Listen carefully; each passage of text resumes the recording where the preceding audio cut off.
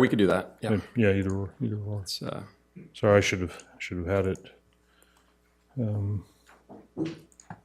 I've got it on my computer, but I'm not hooked up here.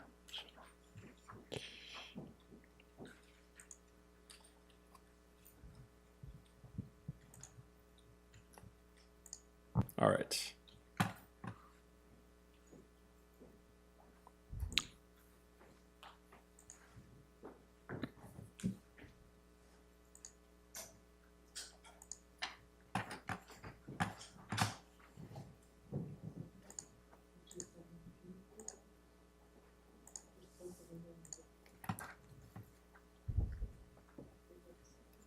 Okay, so I'm going to like to provide thank you, Chair Camarda, and I think it's Chair Formby and committee members. Thank you for listening to the Maria Street Recycled Water and Pavement Reconstruction Project, because I think it provides an example of what we can do, and we certainly want to make refinements and improvements as we move these important street reconstruction projects forward. So this one has worked really well, bringing in the recycled water system in with all the pavement reconstruction and then putting in the active transportation improvements. So I'm going to go through and talk about the project goals, the next slide, please. Sorry. So project goals, the overview and background, the improvements that we're making, and the extensive public outreach that's been done, and then I welcome your questions and comments on it. So, oops. All right, so project goals. So we want to install the recycled water system going to Lucchese. So we've got it coming off of Sonoma Mountain Parkway going to Rainier. That's already been done, and there's a number of landscape assessment districts that are supplied by that. We're going to continue that to serve schools and the Lucchese Park. And then we want to restore the pavement. So, the challenges with pavement in Petaluma, we've got poor pavement because of the expansive adobe clays, because of poor design, frankly, design deficiencies, and then lack of maintenance. So we're going to take care of the pavement, and then we're going to implement safety measures. And I look at that as being the active transportation improvements. So, improving the safety and accessibility with this work is very important. And I've done a number of things that I think are representative of what we can do on other projects where we combine the utility and the pavement work. And the city puts a focus on making sure that whatever utility work is done, we do that first, and then we get in with the pavement reconstruction. So we've got a number of schools in this area that we can serve. This is a connector roadway, Maria Drive is. So we want to be able to go in and improve the safety for pedestrians, bicyclists there. It's also a transit route. And then we want to improve the park access. So one of the projects that's coming on after this that, when we look at the broader planning that the city has is the skate park. So we want to get this work done. The skate park will be coming in there.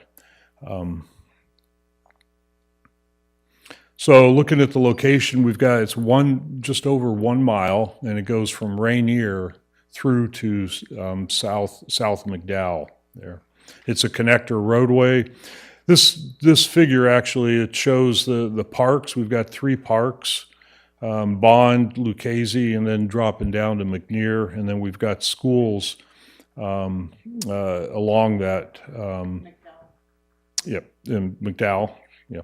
I'm sorry, I said McNear, McDowell. It's a very viable connector. The other part of this from an active transportation is that we get people, from the fairgrounds area across the McKinsey overcrossing, get them onto Maria, and then you can get all the way over to the Santa Rosa JC. You got really good connectivity with this project. All right, new pavement. This is the bulk of the work. So, and we're doing the proper design has been done where we go in, we do a lime treatment, and to address the expansive soils. Once all that work is done, and that's the biggest part of this and biggest cost item, and it's not very glamorous, but it's where we are in Petaluma Valley. It's how we treat our subsurface for our roads. We're gonna I've got a picture here of the pavement dips that we have over at Lauren and Madison, and those pavement dips, they really just need proper markings and signage. A lot of people like, get rid of the pavement dips. Well, they're traffic calming. You need to slow down and you go through that. So, and the overall street hydraulics, the way water flows within the street is problematic in this area.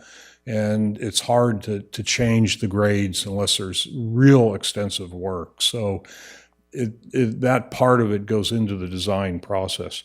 So we're improving the roadway and signage markings. We're narrowing the lanes. We're putting in more extensive markings for pedestrians. We're improving the signals, particularly at East Washington, which has some of the highest crash statistics on this corridor. Actually, it's the primary place for the crash data that shows there. And then again, improving the Lucchese Park and Loma Vista access there. So, all right, active transportation improvements. So we have over 40 ADA curb ramps. We're closing some sidewalk gap closures. We're taking care of areas where the sidewalk has cracked. We've got trip fall hazards.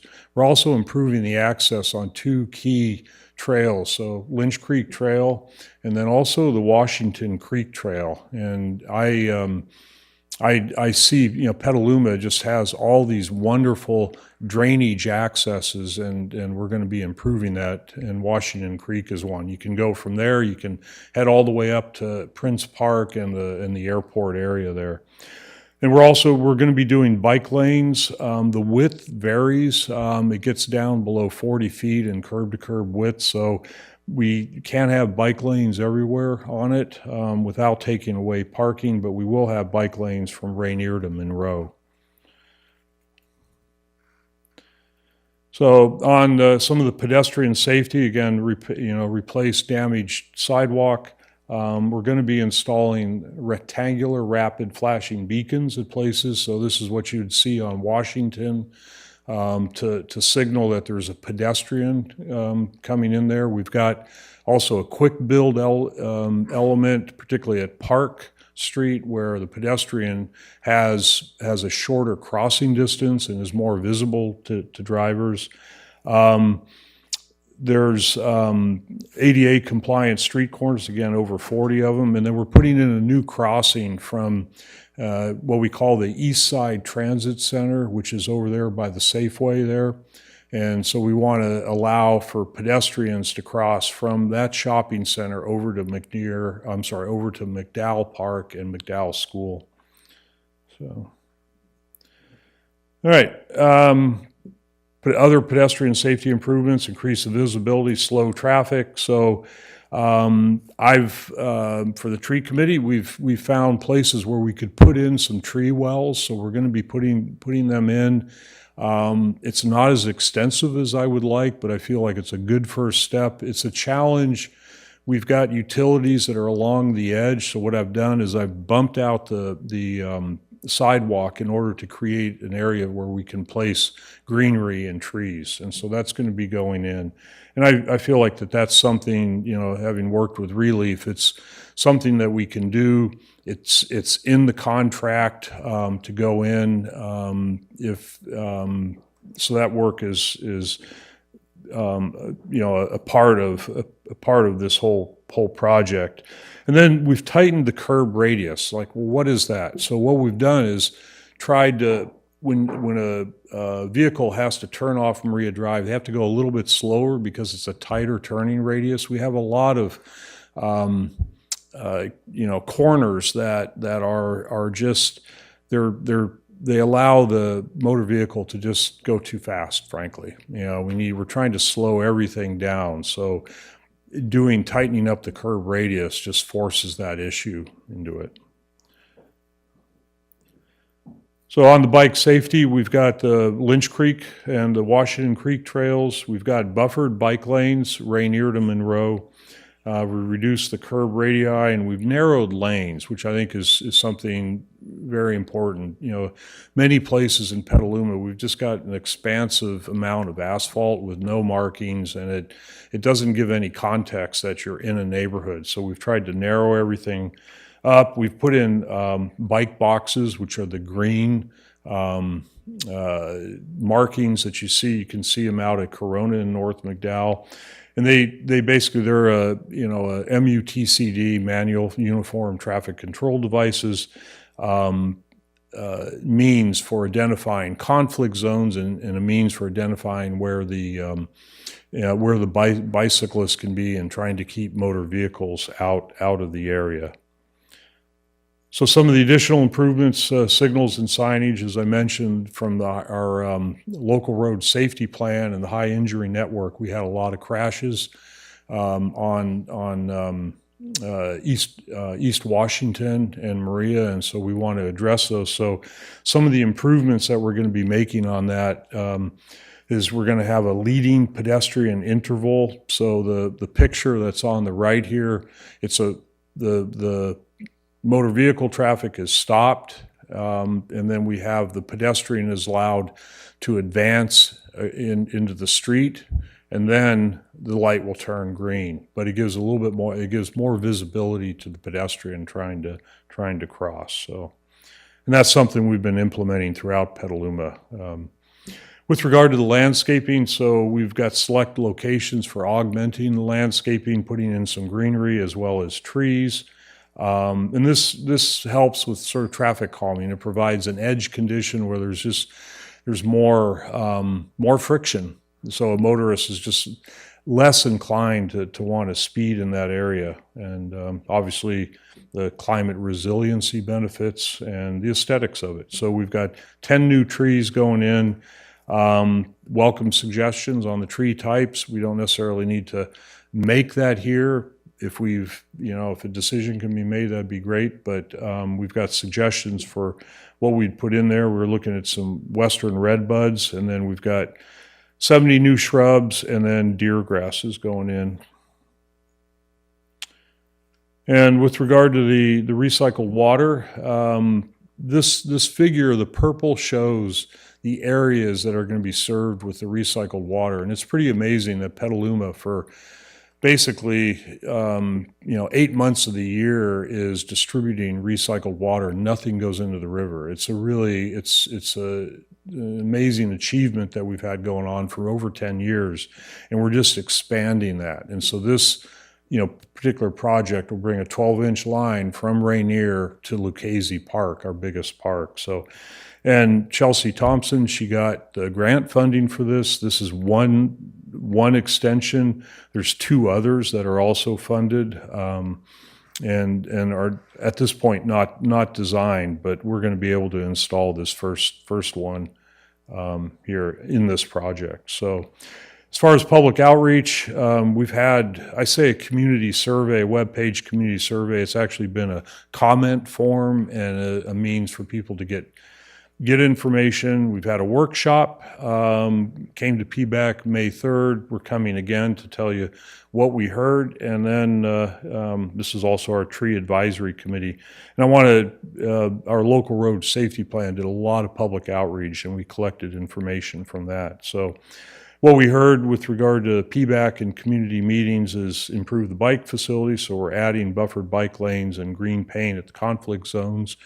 Doing the ped crossing at the transit center, that's been added.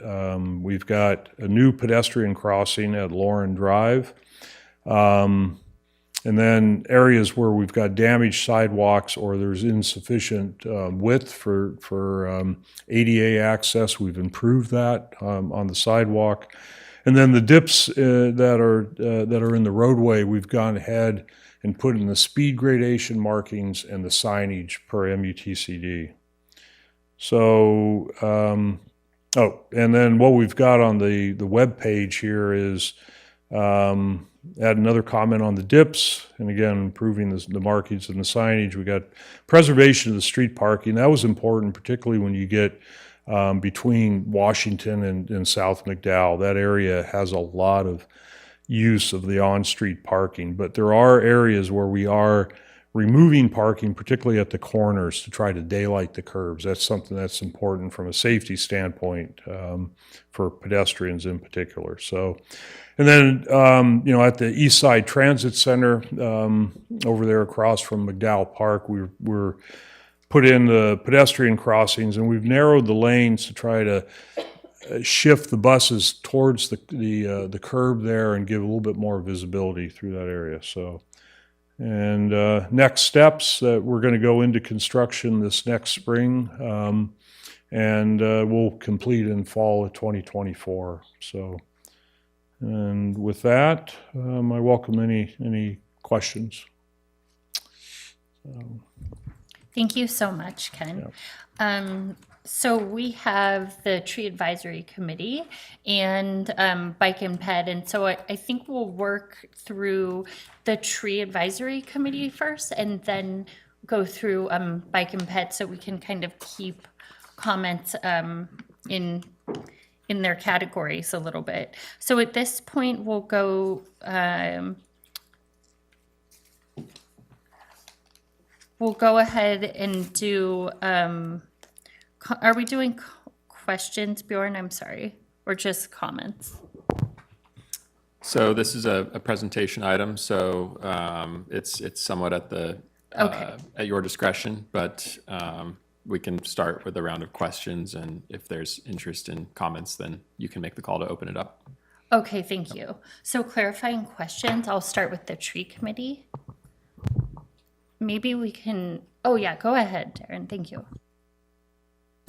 Thanks, and thanks, Ken, for the presentation. I know this has been an idea that a lot of members of the tree committee have talked about, is pairing street repavings with some kind of move toward more trees, more street trees, more activation in that public right-of-way.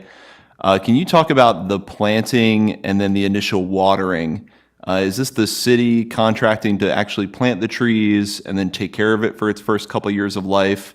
I know this has been a contentious issue, is how do we manage trees in that public right-of-way? Is it the private property owner? Is it the city? From what I'm hearing, this sounds like kind of a hybrid, but can you talk about that a little bit?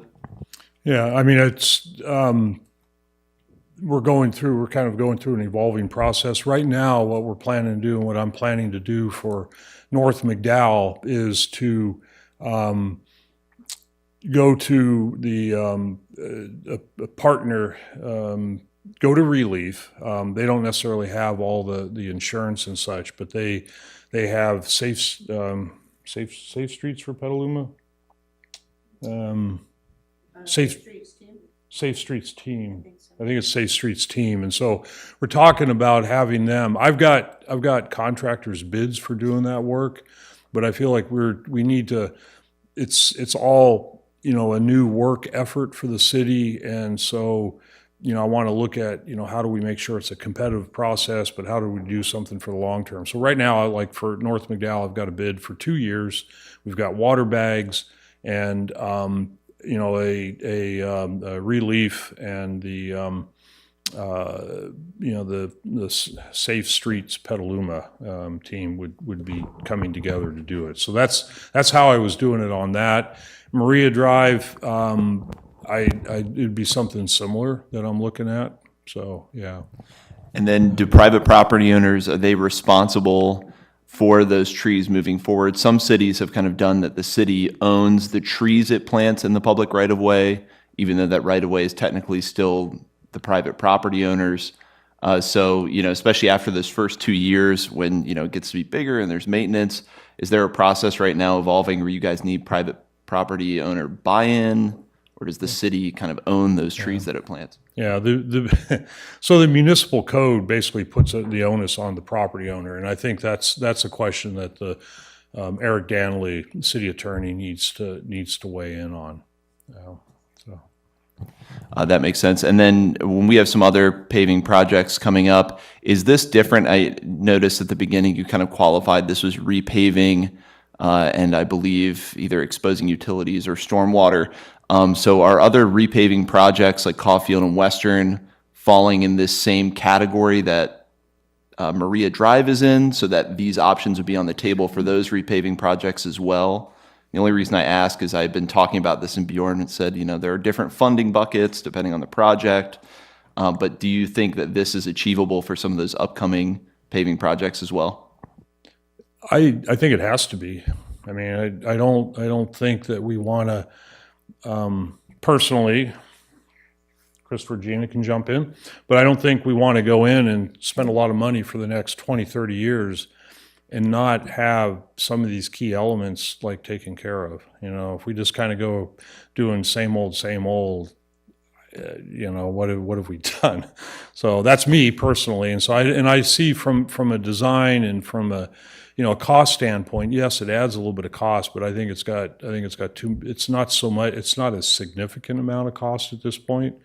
There's definitely, many ways to make it a lot more expensive, but I think if we go through in an intelligent design way and planning way, we can do this type of work. So.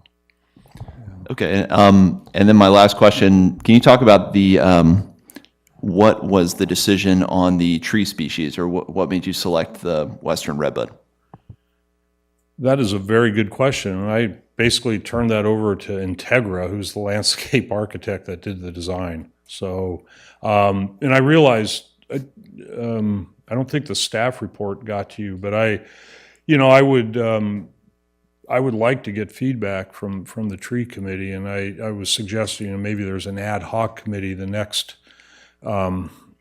meeting, we could formally set up an ad hoc committee that I could work with, the expertise that is on TAC. So, I think that would be a good path forward. We're doing something that we haven't done in the past, and so I kind of feel like everything's on the table. So, yeah. Well, I really like that idea, and I love that we're kind of pushing this direction. So thanks for your work on this. Yeah. Yep. Thanks.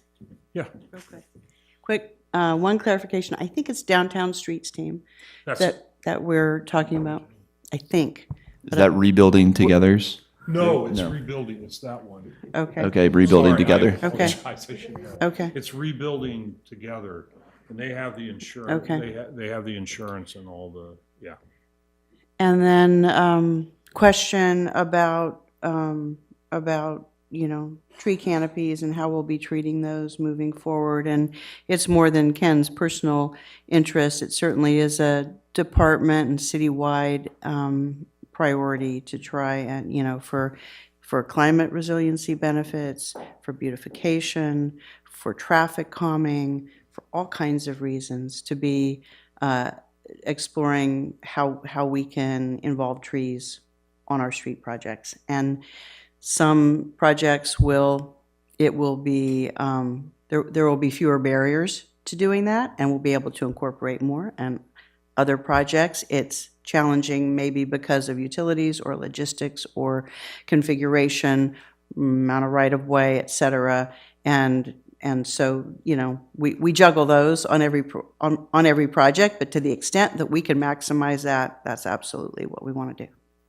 Well, and I realize that brings into question, does Public Works need to bring on, personnel that are familiar with trees? And do we need to establish a set of standards for how the city kind of does tree planting and trees? So it's I think this is a really big shift potentially. So yeah, thank you for that.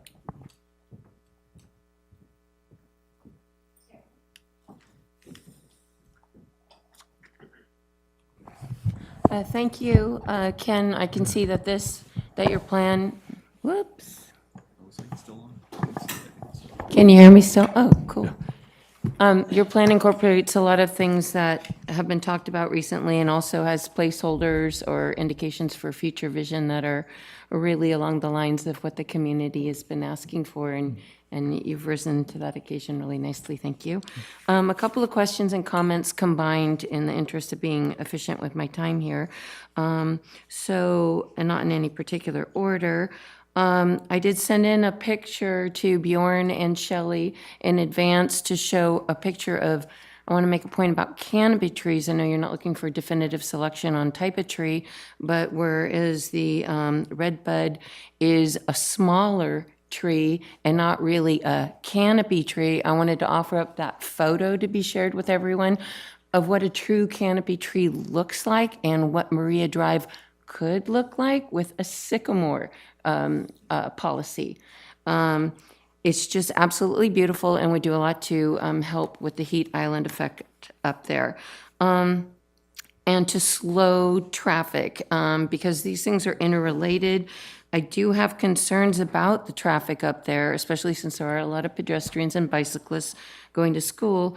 But narrowing the roads I see every day on West Payran is hugely problematic. It looks okay in a textbook, but in practice, what ends up happening is cars get sideswiped routinely, and that doesn't even get reported to the police because the police can't do anything about it.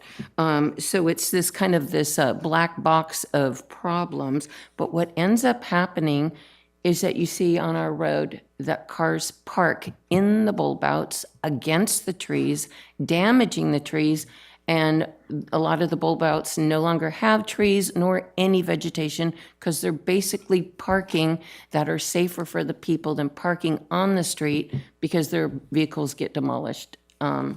My neighbor's business truck got totaled, and for months he was out of commission with his business, and that's not good for our economy. Okay, so I want to make that point and hopefully share some of the pictures. Maybe there's another picture there. I spend a lot of time in Europe, and what they do there is that they have optical illusions. I know people probably heard of this before, but I can tell you it works. You cannot control your brain.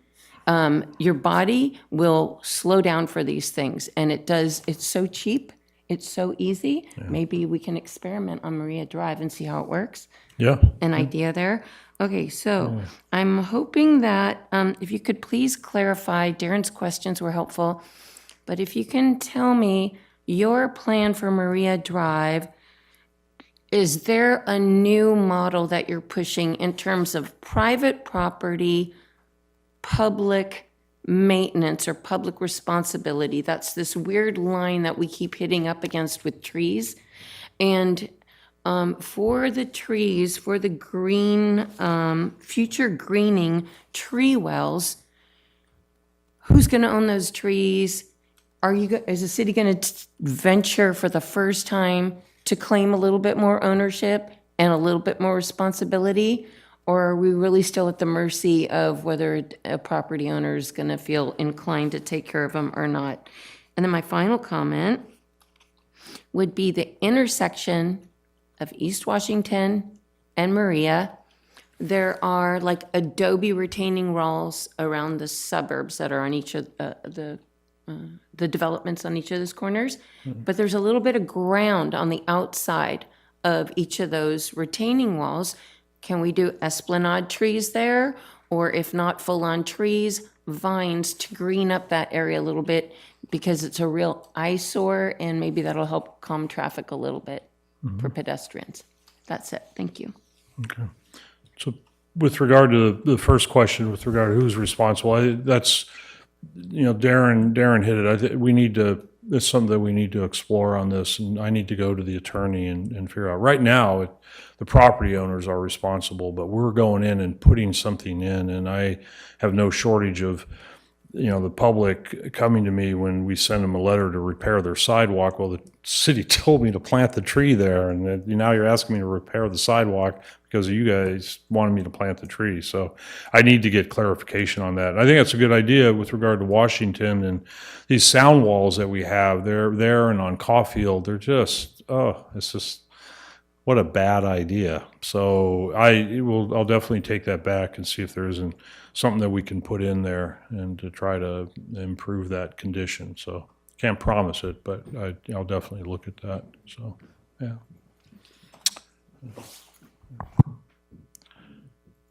Okay.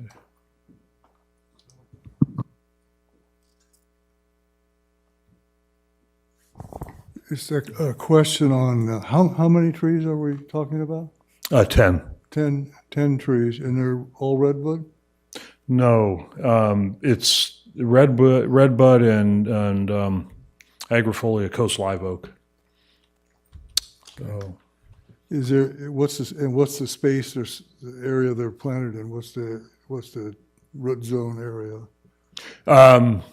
we've got three locations at Madison and then on either side of Lauren where we could do this. And again, there's a lot of constraints, and each of those locations is roughly 20 to 30 feet in length, and the width of it. And I'm kind of going off memory here, but the bulb out that's where we would put them, I think is somewhere around 4 feet in width, but I would need to confirm that. So 4 feet by 20 feet, you're saying is it? yeah. And you can't get a larger tree besides a redwood in there? Possibly. This is the recommendation that I got from the landscape architect doing the work. So, Well, I guess we're looking for as much canopy as, Yep. and visual obstruction as we can get, in terms of landscape impact. Yep. I have 5 redwoods in my front yard, and they're probably 5 feet apart. They're not big trees. I suggest an ad hoc committee, and it's something that we could explore. So, Okay.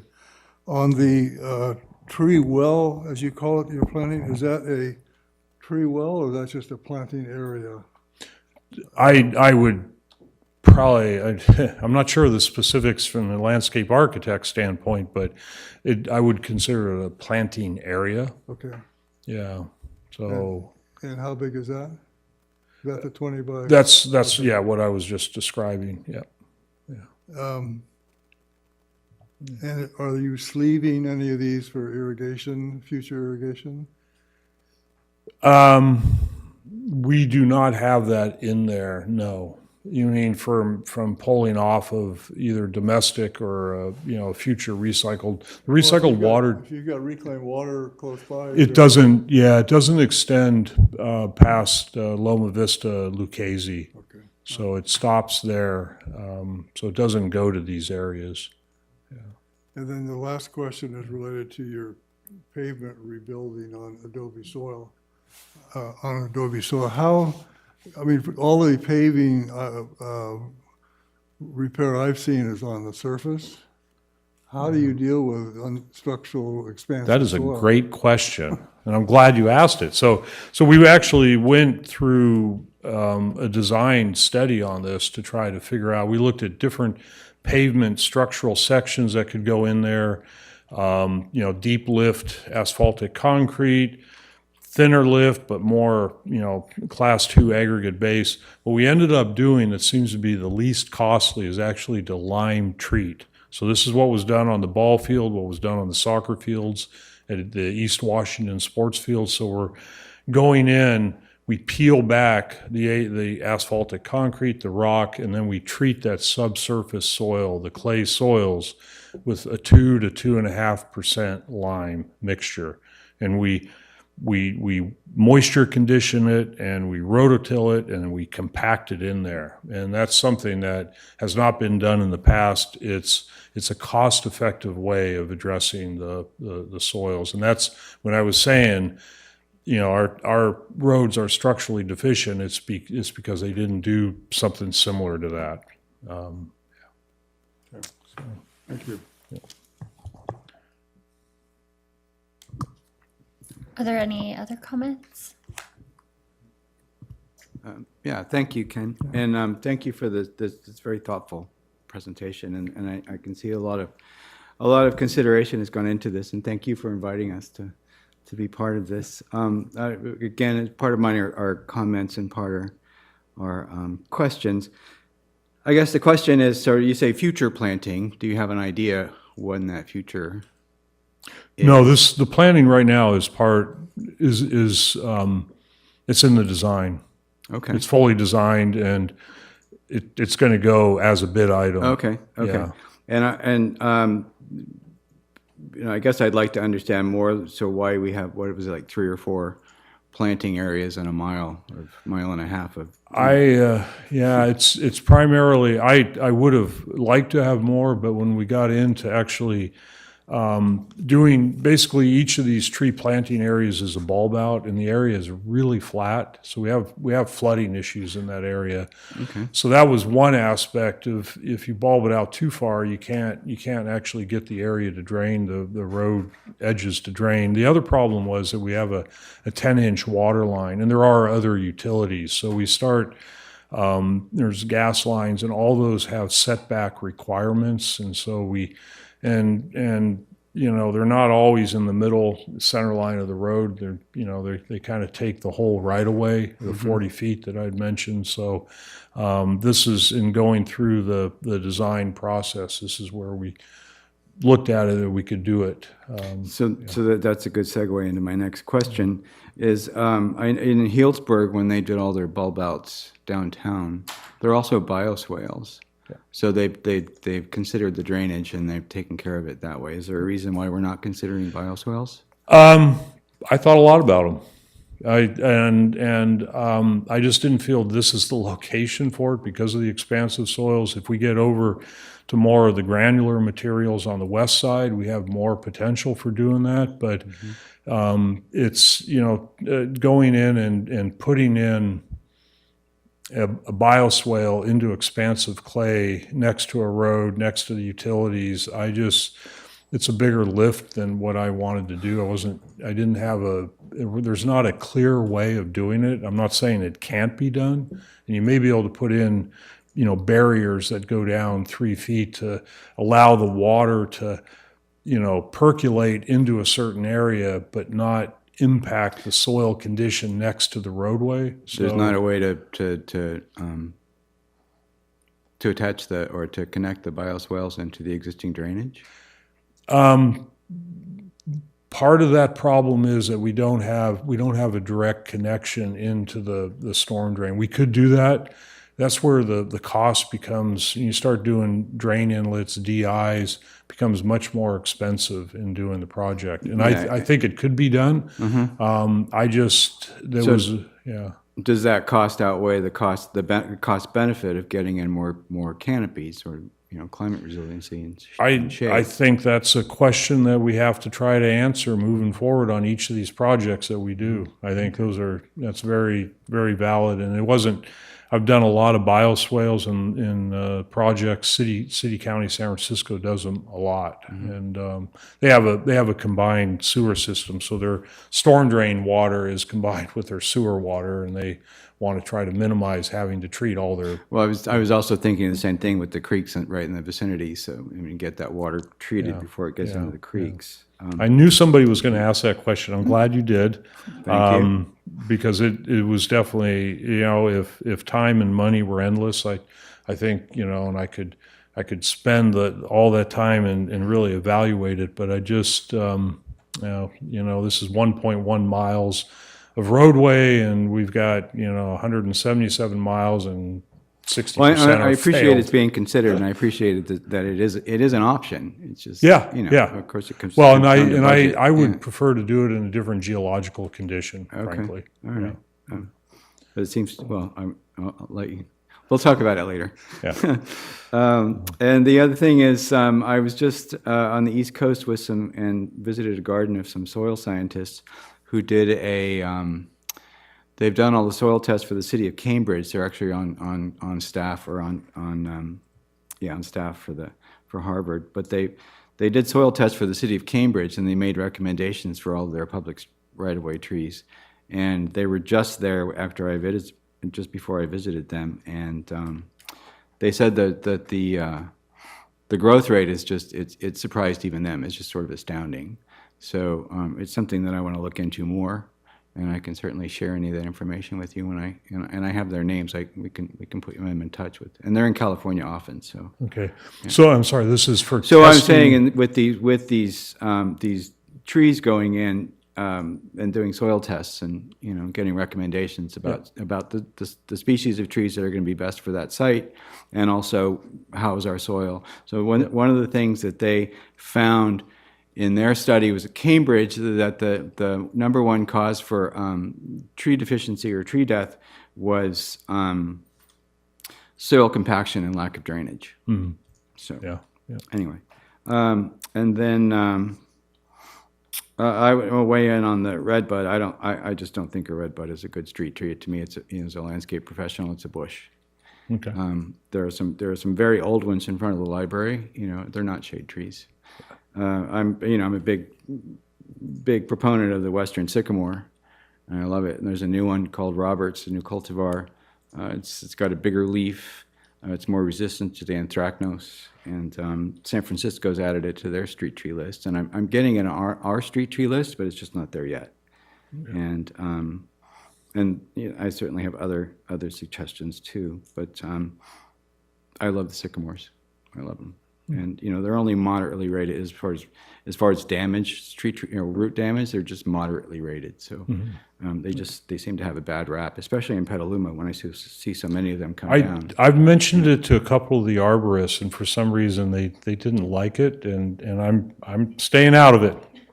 So I think that's why possibly Yeah, we I know should which figure arborists this you out. talk to, and so I disagree strongly. Yeah. But I can put you in touch with an arborist that would like them. Yeah. I think that's the East Side Transit Center, and I forgive me, I'm ignorant that there was even an East Side Transit Center. So is there shade been considered there? Are there places for trees there? That it's the property boundaries. Unfortunately, the right of way doesn't extend over that. I mean, that's a good point. I mean, I haven't reached out to the property owner, but I think it's worthwhile to try to have that conversation with them. Same time we're doing this work, so I can check in and see if maybe the landowner there wants to partner up on it. It wouldn't necessarily be something the city would go in and do, but it's a bit of a blight in that area. And then on the other side of Maria, the McDowell Park, there's no trees there. It's a Well, the West Side Transit Center is no better, so. True. Yeah. And then as far as the ad hoc for tree recommendations, we do have an ad hoc within the tree committee already, but we're rewriting the street tree lists. So it may be that somehow that could be incorporated into the same. We're not really that busy right now because we're waiting for the new TPO to come down before we revise the list. So I can bring it up at our next street committee and see I if we think can that move would be good. Yeah. I'm hoping that you might meet in December, and I'll do what I can on my end to try to help that. But having that connectivity, Relief has just been great to work with, and I'd love, there's a lot of talent that you have, and I think it would make best use of everybody's time to have a couple of people to kind of go through there and vet things, and so. Well, that's it for me. And again, I thank you I know you reached out to me personally a couple of times on a few issues, and I appreciate it very much. So I appreciate the work you're doing. Thank you. Go ahead. Thank you. I have one more question, please. I forgot about infrastructure, utilities going under the ground so that trees aren't constrained in terms of tree selection for canopy isn't constrained by telecommunications lines or power lines. Are they all going underground? And is there fiber optic going underground? Just want to know. Thank you. Yeah, I mean, all the utilities are underground, except for power, obviously, power and telecom,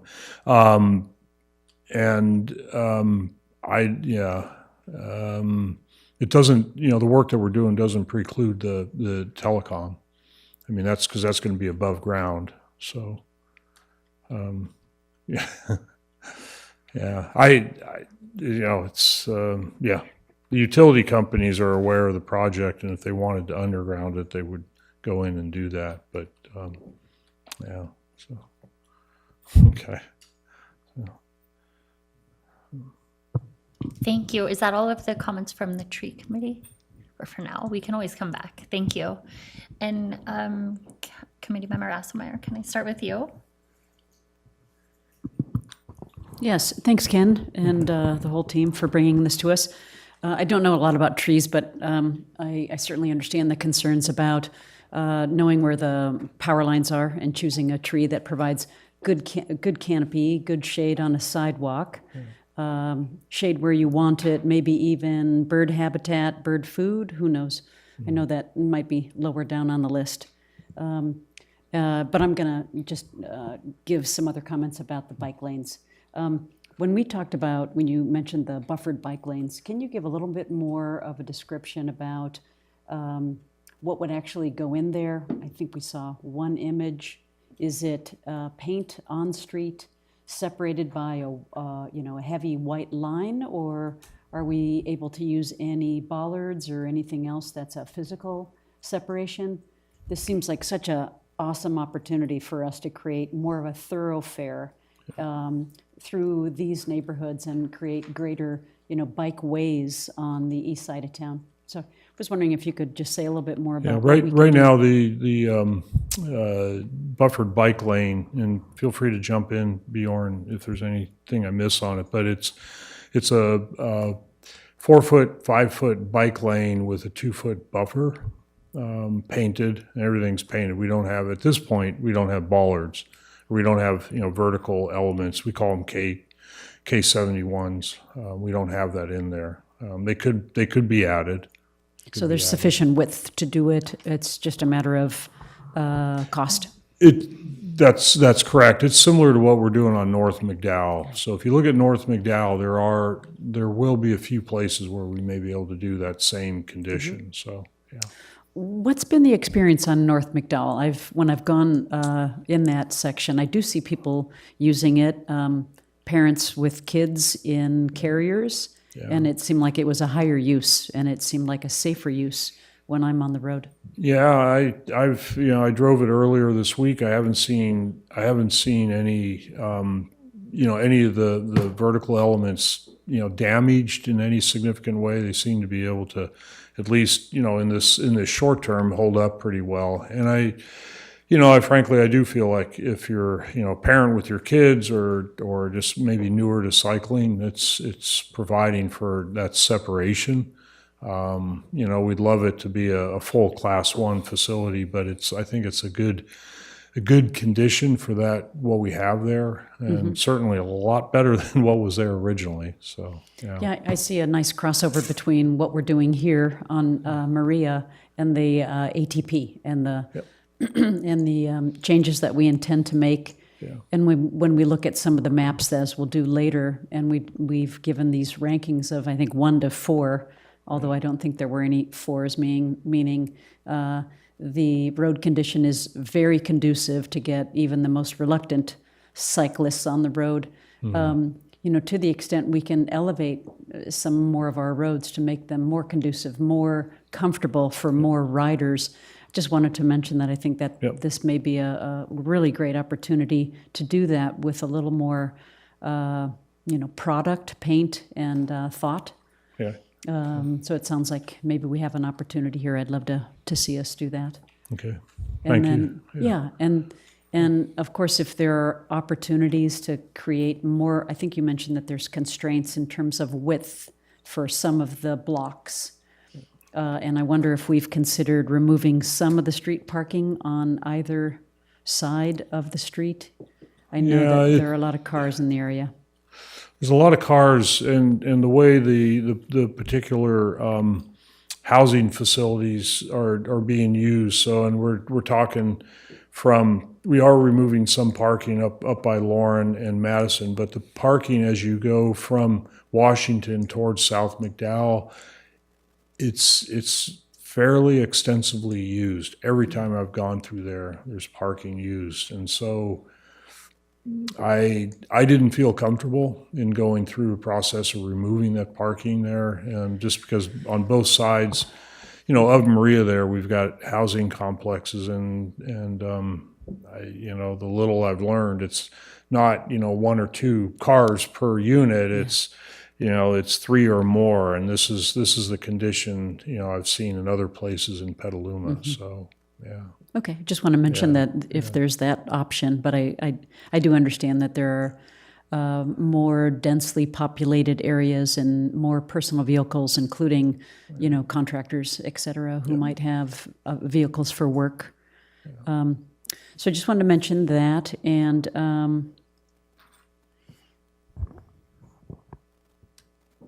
in terms of the total paving project, maybe I should understand this, but are you really going curb to curb with the new pavement?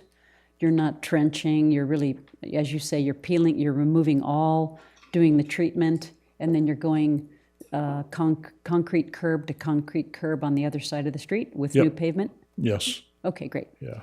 So that would then prevent us from having any seams of new pavement that would coincide somewhere in the bike lane, if I'm making myself clear. So Yeah, we're not going to have that. yeah, we don't, there wouldn't be that condition. And we definitely try to, during the construction process, to make sure that the spreader device that's putting the final AC lift on there is set up so it does it, for a full lane. It doesn't end up with a seam somewhere else. Yeah, Yeah, okay. Yeah, I mean, if there needs to be a seam, I know you'll try to put it in the middle of the street. yeah. But to avoid the bike lane, I think that would be a nice, process to include. I think that's all I have. Thank you. Councilmember Barnacle? Thank you, Chair, and thank you, Ken, for the presentation and for, in general, being much more thoughtful about roads. I remember my first couple of road projects.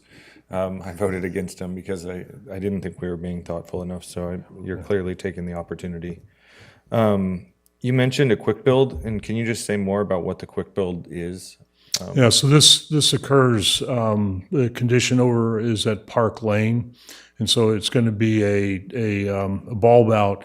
The challenge, and I've had this discussion, quite a bit with Bjorn, because we'd like to, see a more hardened kind of bulb out, but we can't. This area is so flat, so the sort of quick build, putting in paint, tightening up that curb radii, and putting vertical elements in there, as well as parking blocks, so people aren't going to try to drive through it. It tightens up their turning radius so they go slower. It puts the pedestrian further into the roadway. So it's paint on the ground, vertical elements, and that's occurring at Park.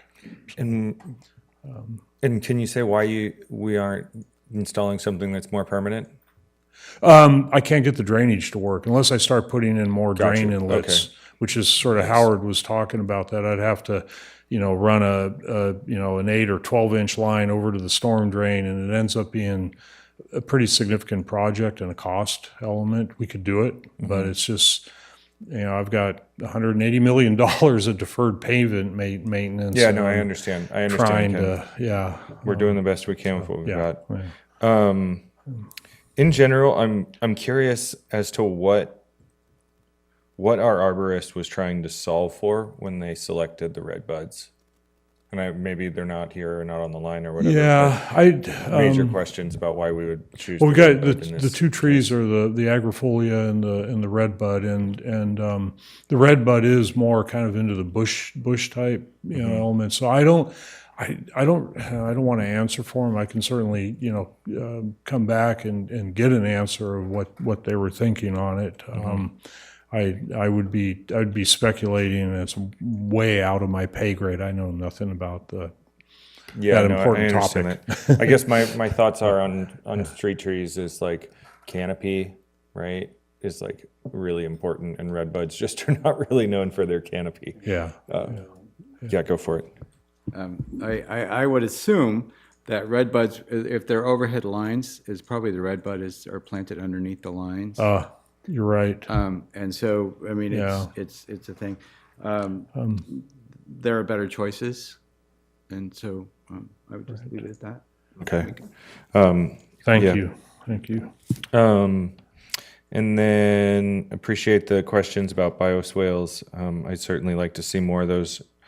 On the topic of buffered bike lanes, I'd encourage us to just go right to something physical. I don't, if it doesn't stop a car, it's not really a protected bike lane. It's just an illusion of one. And I think we're seeing the green things getting knocked down and things like that. Those are cars that could hit bikes.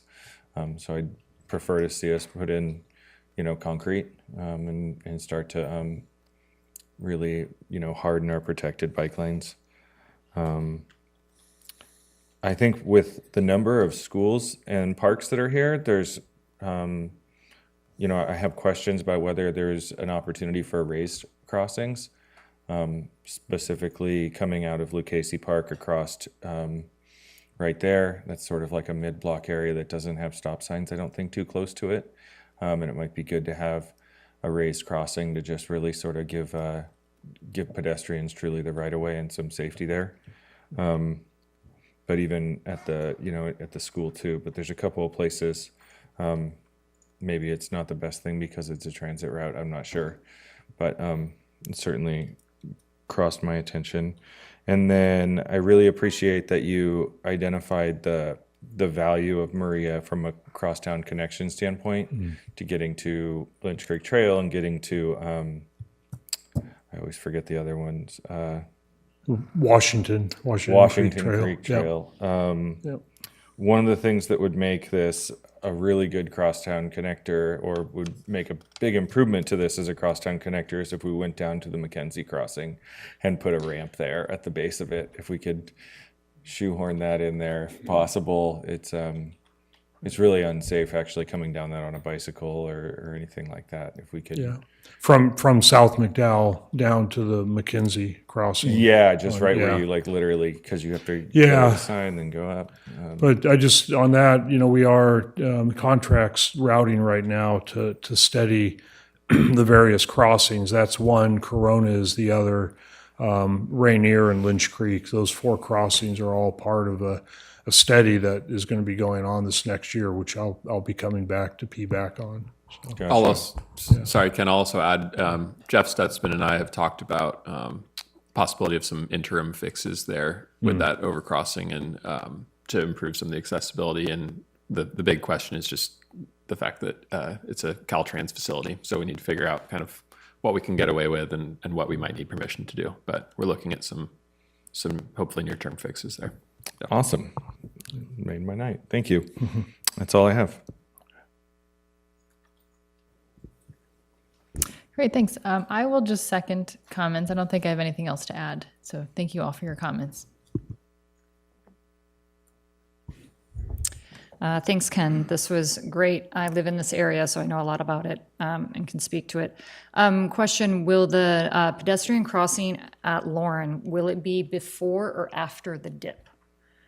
So when you turn into that neighborhood, the reason why I'm asking is people will often gun that light, the left turn light. So if you're heading east on Washington, turning north onto Maria, people will gun that left turn. And so I'm wondering, is the pedestrian crosswalk going to be after the dip that you're adding there?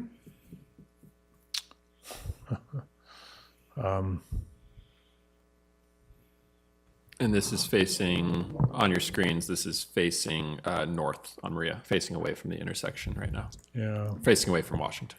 I don't, It's just something that should be considered just Yeah. because of the way that people turn right, that. right. Well, area. we've improved that whole area. I'm not sure which side it's on. I apologize. Yeah, because there's that, and so right now that crosswalk, that picture that he's showing, that's north. Oh, I see what you mean. You're adding a crosswalk on Lauren. Yeah. And you're going to keep that other one. Okay. Oh, we're keeping the other one. Yeah, Okay. we're adding it. I thought you were just going to make that. No. Okay. No. Okay. So then that is, okay, I understand that question, Yeah. that And piece now. we are tightening up all those radius. So I hope people appreciate that because it's a good bit of work and it's something that I think will help improve just generally calm traffic. I mean, there's only Yeah. so much you can do physically, but that's, I think, tightening the curb radii. So, Right. The other thing I think that people had asked about is, more bulb outs for trees and stuff like that. I think that would be amazing, but that piece of that stretch that he's talking about, the issue there is that the homes are very small. They're around 1,100 square feet. So, and they have a 1-car garage. So what most people do is they renovate that garage into a living space. So then and then the driveway is not a 2-car driveway. So that's why there's so many people parking there. That whole area is set up that way. Which then brought me to, will that be announced that those will be going in? The property owners at some point will know that ahead of time? Yeah, I'm glad you brought that up. That's something that I need to do and go out there and basically knock on the doors. It's just a handful, and I know one of the property owners, so that's something that needs. Yeah. Thank you. Yep. With the trees and the height, with the power lines, that was great that you brought up the height thing, because on Madison, this is a continuous issue too, because the trees grow so high, they go through and they cut them, and you end up with trees that are defunct. So maybe the choice is there. It's like a balance of the canopy versus, the power lines. Yeah. And then my last question is, during that construction, is Maria going to be closed to all through traffic? Have you guys even decided that? That might be way Well, too. it's more of a contractor's means and methods, but typically what they would do would be to close half the roadway. So they would go ahead and do, assuming it's 40 feet, it varies, but say 40 feet, they do 20 foot of it in one pass, and then come back and do the other side. So that's typically how they've structured this. They wouldn't shut down the whole roadway in a long-term, extended period. Okay. That was my main question, just because so many cyclists and kids go through that route to the two schools and the Boys and Girls Club. Okay, great. Thank you so much. I'm really excited about this. Thank you. I have a question about the online feedback. Do you know how many people responded? It was a couple handful. It wasn't many, and we had a community meeting, and it was less than 5, I think. Yeah, I think we had around 10 members of the public at that. It was an online meeting. Yeah, Evening meeting, yeah, we did. Okay. So And there's no more plans for outreach other than through the city website? at this point, no. Okay. I'm curious if the city has an adopt-a-tree program, or if that's something maybe the ad hoc could consider. And then I agree that the Western Redbud is too small and doesn't offer any climate benefits. But I'm wondering, I know we're talking a lot about the power lines. Is there any kind of consideration for trucks that have to drive through there? Like, do trees need to be a certain height or be trimmed to a certain height? Like, I think it's 13 feet of clearance and truck routes or something like that. Right. Yeah. No, that's definitely part of how the tree is developed, and I was just up on Keller, and I don't know the type of tree, but boy, they've done it's Wells Fargo, and they've done a great job in just pruning the trees going up there, so you've got a tall vehicle you can park right up against the curb, and it works really well there. So that's something in the long term. The maintenance that goes on has to be the right tree and trimmed correctly. So and you said the wells for the tree are 4x4. No, these are an extended. They're 20 plus feet in length. Oh, the bulb out is 4 feet. Yeah, and the whole thing is. I mean, I'm not. It's a greenery area. We're putting in other. Okay, because I think that for large trees, it's 6 feet, so 4 feet might be too small for a sycamore. Yeah, I'd have to check with the arborist on that.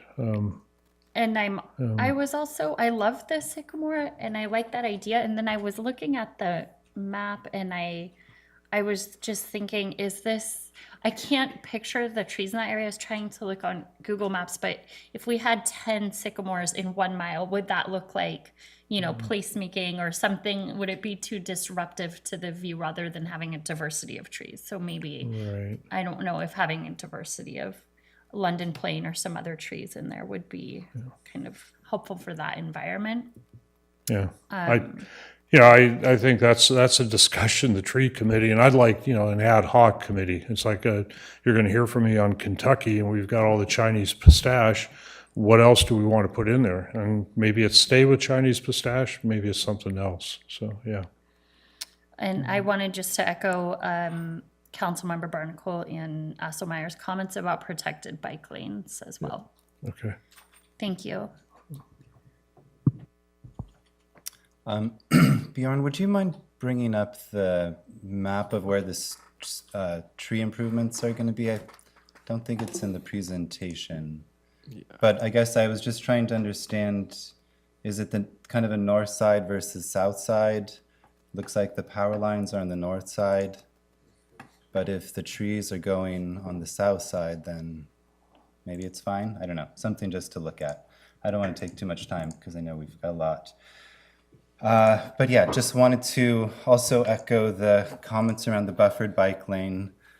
Oh yeah, so it looks like there's one on the north and two on the south. So maybe it's just that northern one that's going to be interfering with power lines. The other ones might be more open to the sky. Are they? Yeah, north of Washington. I Oh. was looking at the same thing. You get north side of Washington, you have the above ground power lines. Yeah, okay. South of there, it's below. But I think those are all north Okay, of well, Washington. sounds good. Something to figure out, look at. But yeah, so in terms of just being able to have that, I guess, continuous buffered bike lane, I think ideally from kind of what we're talking about, the full extent of Maria to Mackenzie is just really important to connect schools, and as part of this transition I think we're trying to make of connecting the city for all ages and all types. But I feel the pressure of being able to park your job and poor transit and these issues as well. So I feel stuck between a rock and a hard place on that. The one thing I wanted to also ask is if there's any opportunity for public art in some capacity.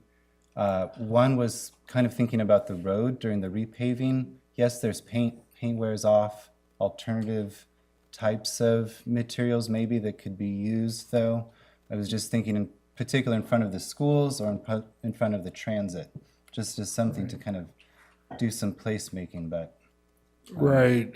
I'm not sure how that would. Yeah, I haven't talked to David Ward about it, but, there may be some sort of decorative concrete or. Yeah, something along those lines. That's more lasting, but Right. can give a sense of place kind of on the Yeah. sidewalk, or not sidewalk, on the street as well. And then I was also thinking about all the sound walls. I mean, other places have beautiful murals. Yeah. Can we contract? I know that's private property and so forth, but there might be an opportunity there, especially at those kind of intersections. And then, I love that there's an ad hoc committee going to be talking about trees. I was, trying to think about different metrics, and maybe this has already been done, but in terms of if growth rate might be equivalent to kind of the CO2 sequestration rate, that'd be really great to know. I think addressing urban heat island effect, obviously canopy is a good proxy for that, and root structure. I'm sure there's other things we can kind of categorize these trees by, but just thinking about the variety of different goals we have, it'd be good to be able to weigh all those together at the same time. And I think that's all my comments. Thank you. Franklin? Sure, thank you. I can make this just real quick. The only thing I was going to add is consider that area right outside the soccer field and the baseball field. A lot of traffic around, game times and stuff. Yeah, that whole area, I've reconfigured it. And that was actually we've redone the driveways, and we've doing a one-way in, one-way out. So I've heard from folks who have to take their kids to the Little League practice and it's very, it's a bit of chaos in that area. So we've gone through and reconfigured that area to allow for a better flow of traffic. I didn't mention that in this, but that's one of the things that we did do. We were working with parks on that. And, Yeah. It's great. And I'll just give a plug. Petaluma has a rich history, with our Little League baseball, and this project is going right by two of our fields. Yeah. So, if you think about any kind of art or anything, consider, doing something that celebrates the baseball on that street. Yeah.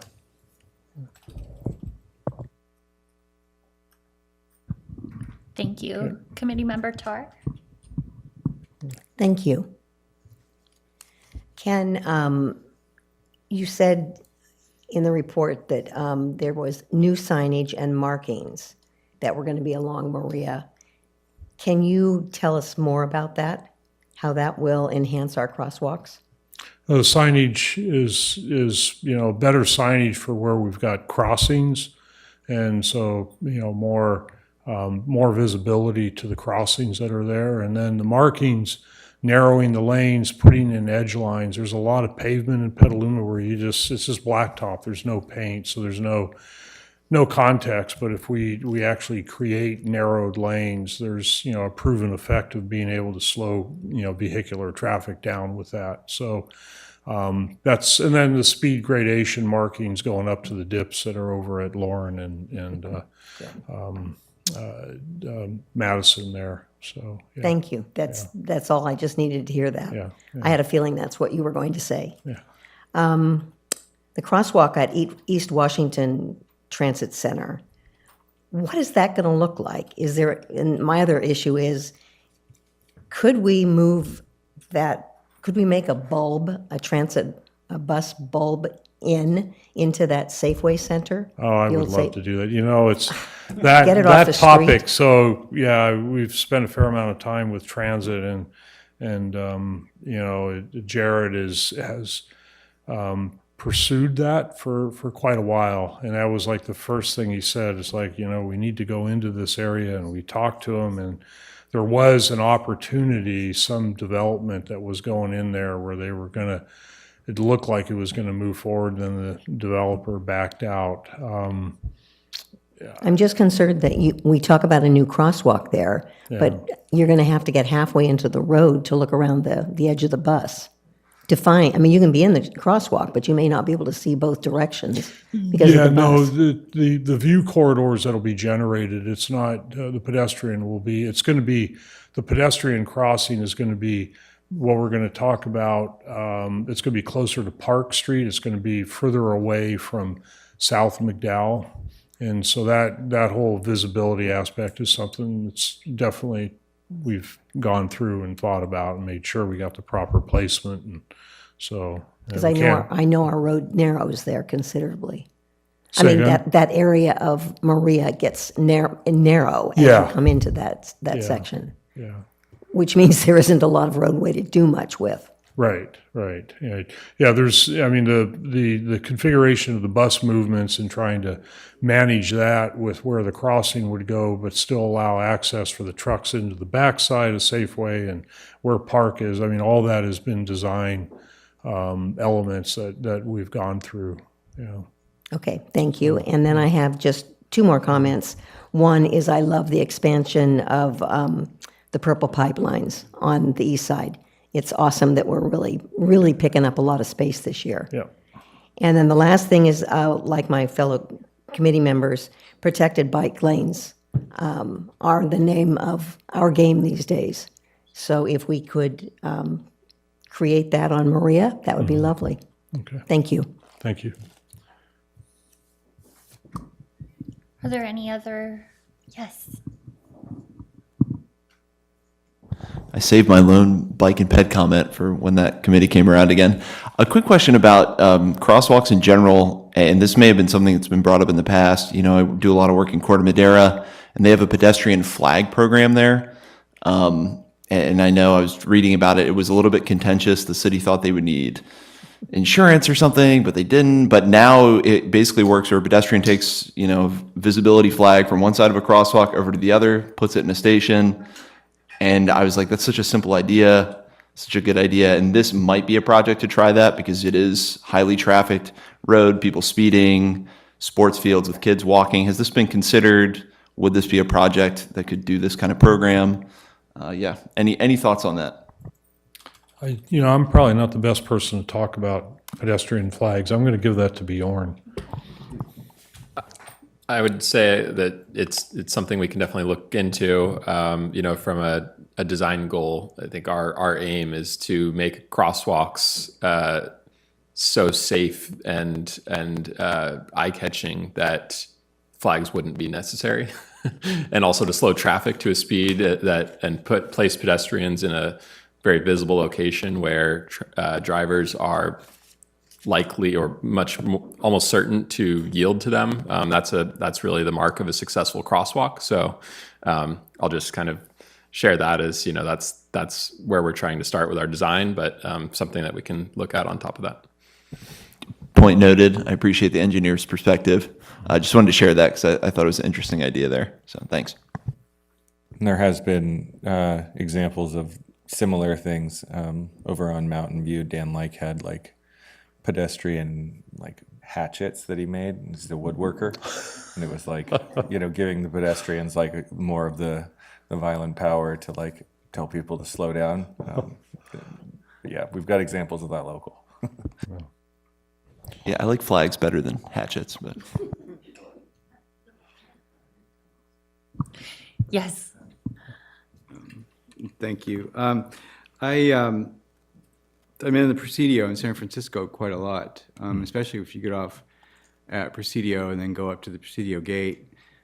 What they have done in there for that traffic circle, there are rubber elements that are on the street, and then also their bike lanes are protected. I think they're not just flimsy bollards, they're more substantial bollards. So that's just a nice example that I think I brought up before, but it also seems to be it's an inexpensive way than just using paint. So you've got a tire barrier there. The other thing about islands, the bulb outs, is that there's certainly climate mitigations and they can also be habitat islands. So you've got these parks along the way there. So these habitat islands can actually be these nature bridges to connect habitat. I always bring up the West Side Drive in New York City with the way that the pedestrians and the bikes are completely separate from the city by planters, which is brilliant, but I understand it's very expensive. And I was just going to point out, London plane trees are sycamores. And I just was curious to what the speed limit is there. I assume it's 25 miles an hour. Can it go down to 15? Well, yeah, so that's a very good question. It's 25, 85th percentile is 27. Obviously it's the outlier speeds, and that makes a big impression on people. There's speeding on Maria, but the data doesn't necessarily directly say that, but I do feel because of the school, because of the parks and the amount of pedestrian traffic and such, looking at reducing the speed. And so this next year, Assembly Bill 43 is going to come in, and what we'd like to do is go to council.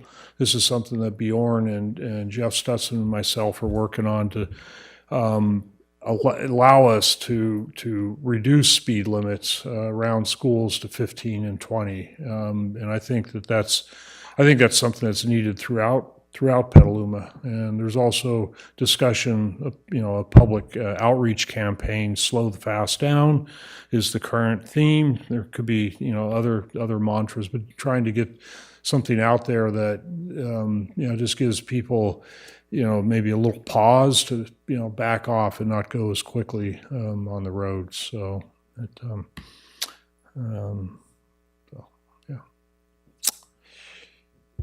yeah. Thank you, Ken. Thank you. Okay. Clerk, were there any comment cards received on this? Okay. No comment cards received. Thank you. So we will move to approval of minutes. Does anybody have any changes to the minutes for October 4th? No, then the minutes will be approved as is, and we can move to public hearings and matters for consideration. Item 4 is provide feedback on objective design standards related to the active transportation, tree plantings, and related landscaping. And this is, I'm sorry, who is presenting this? Good evening. My name is Planning Manager Andrew Triple. Hi. I'll be presenting this evening, and I'm joined by Senior Planner Heather Gurowitz, who is not in person, but she's available via Zoom.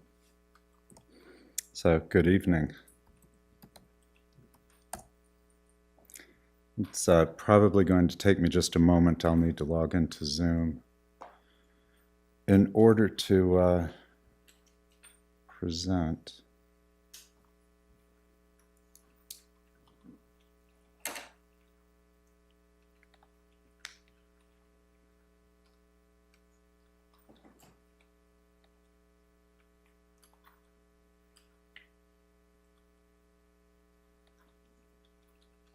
Recording in progress.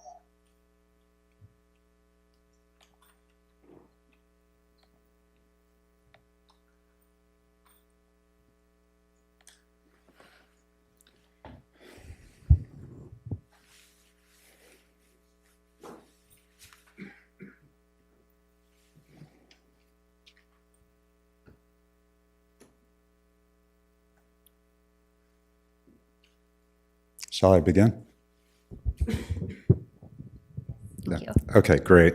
Well, good evening, chairs, council member, and committee members. Thank you for your time this evening. Our presentation this evening is a project that we've been working on. It's the Objective Design Standards Project. And we'll begin this evening's presentation by a bit of an overview about the Objective Design Standards and why they're important and necessary, as well as work to establish some shared language and expectations for the project. And then from there, we'll move into the project specifically.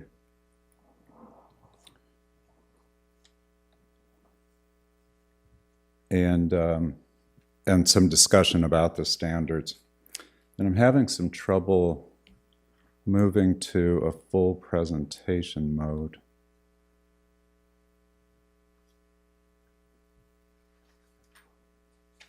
You think? Control?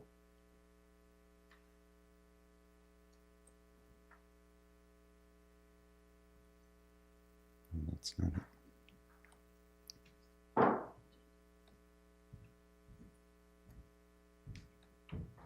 Oh, there we go. Okay, thanks. It took you coming over here, Bjorn.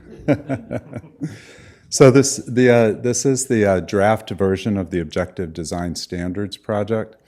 And the project is intended, there's various state laws, SB 330, SB 35, and AB 2162, that have the effect of limiting or streamlining planning and citywide review, including building review and such, of qualifying residential projects. So that's one key to keep in mind about the Objective Design Standards, is that these standards are only applicable to qualifying residential projects. Now, those qualifying projects may have a commercial component to them, so they could be a mixed-use project that consists of commercial and residential uses, but they do have to meet certain criteria in order to qualify. They also build upon existing standards that are present in the building code, the fire code, street standards, water conservation standards, zoning, including the development standards contained in the implementing zoning ordinance, the objective subdivision standards contained in our subdivision chapter, and any other objective standards. So we really look at them collectively as the bundle of standards that's been adopted by the city that can regulate development and compliance with those standards. What's been lacking for us has been a set of design standards that we can use to achieve the good quality design that we seek in our community. And so that's what the purpose of this project is. And so in terms of the municipal code and how the objective design standards would be applied, they apply to private property, so private development projects, and their connectivity with the streets. And then the goal is to fill the gaps and support the existing codes without being duplicative or creating an excessive burden that prevents affordable housing development. And so that is a key component of when we've worked to draft these standards to ensure that they're achievable, feasible, and implementable, because a majority of those qualifying projects will either be 100% affordable or 50% affordable. So that is one of the primary eligibility criteria for these qualifying projects. And so we want to make sure that we're not establishing standards that would increase costs such that it would prevent the development of housing.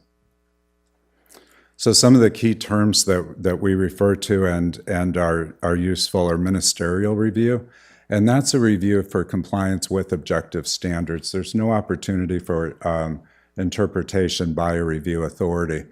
So if we think about it, oftentimes single-family development can propose a project, perhaps it's an addition to a single-family residence, and a majority of that time that proposal would come forward as a building permit.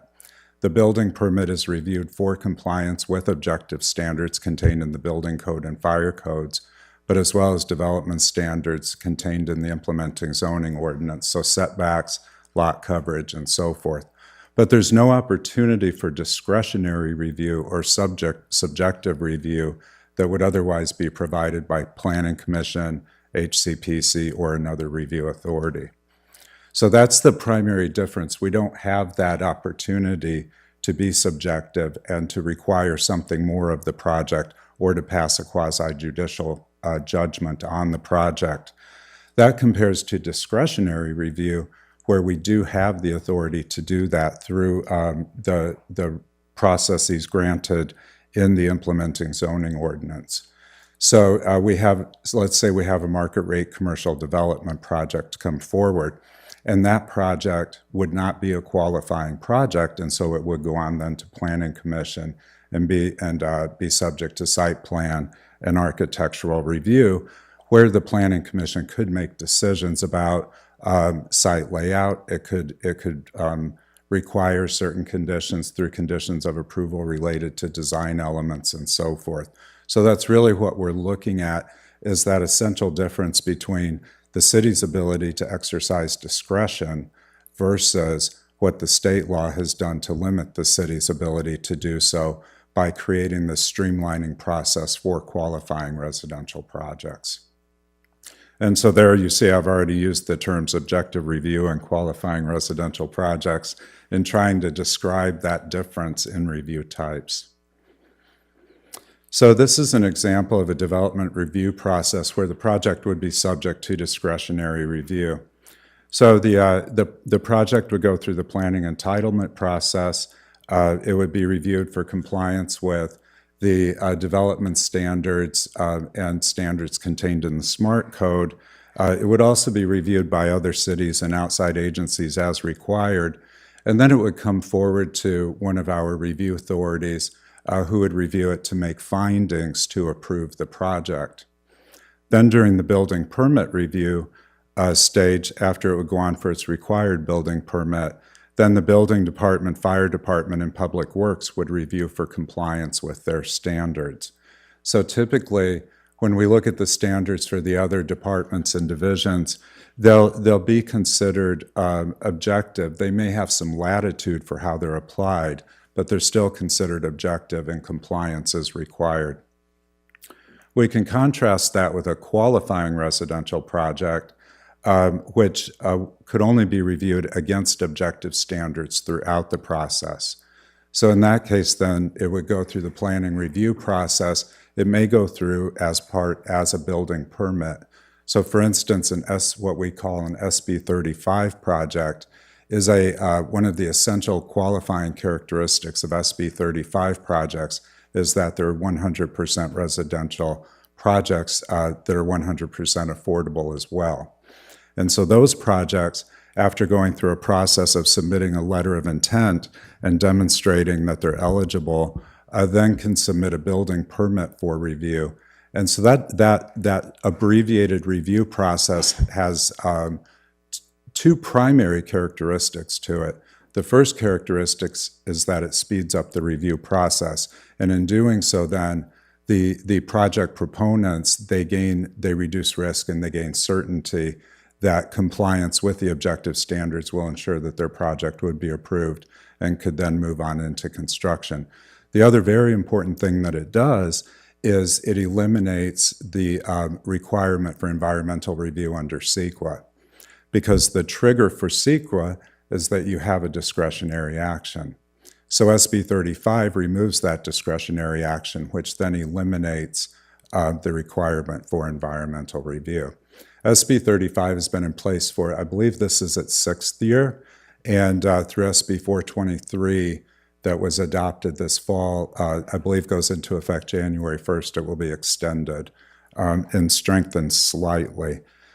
The others, SB 2162 provides the same streamlining measure for 100% supportive housing projects. And then SB 330 is a streamlining measure, which does allow for discretionary review. However, it vests a project in those objective standards that are in place when the project eligibility is determined. And project eligibility determination is really upon the applicant, because the state lists the project information that must be submitted with the preliminary application.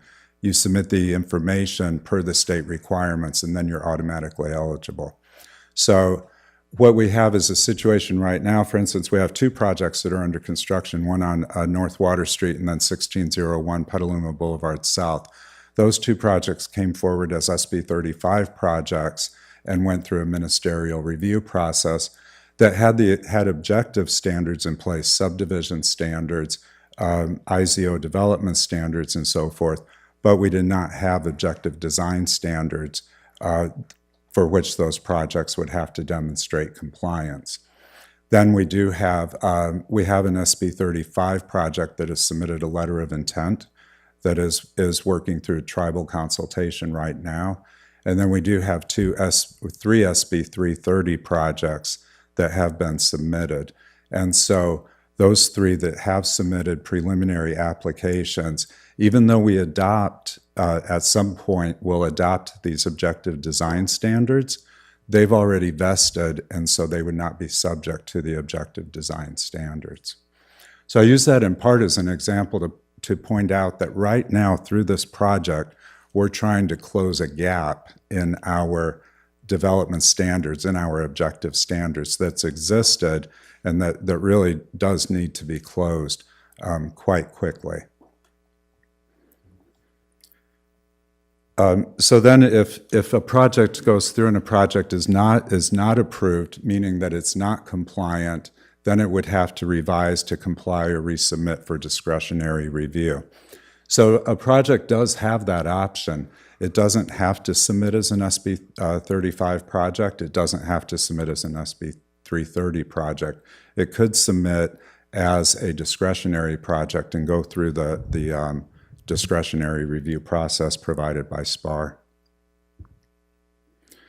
So some examples here of the existing SPAR standards and how we can look at the discretion and the subjectivity. So for instance, landscaped areas shall be encouraged between asphalt areas and all building structures, fences, and property lines. That's more of a guideline. It's suggestive. It's not a requirement.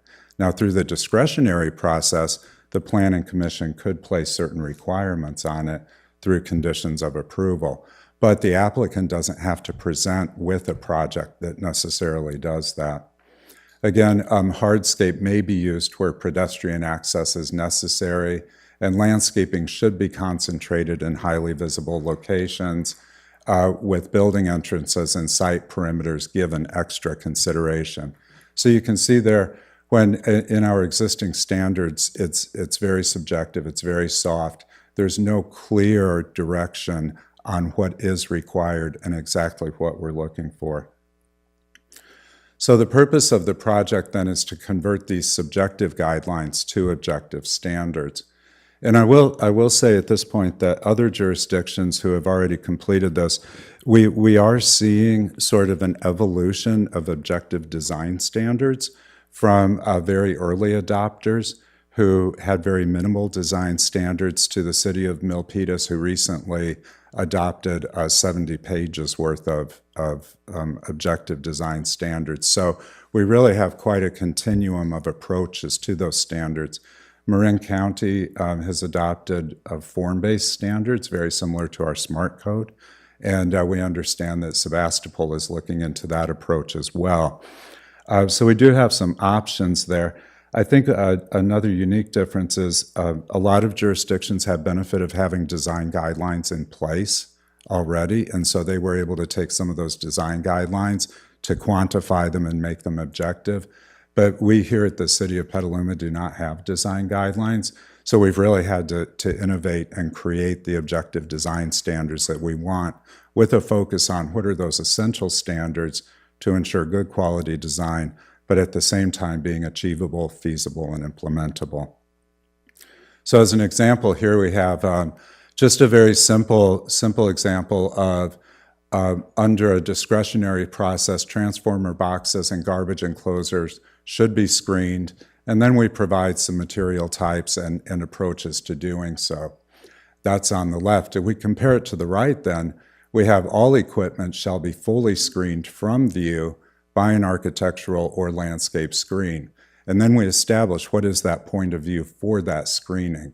You know, whether it's a point of view from an at-grade position looking above to a rooftop, where oftentimes we have mechanical equipment mounted, or if it's looking across the landscape at grade.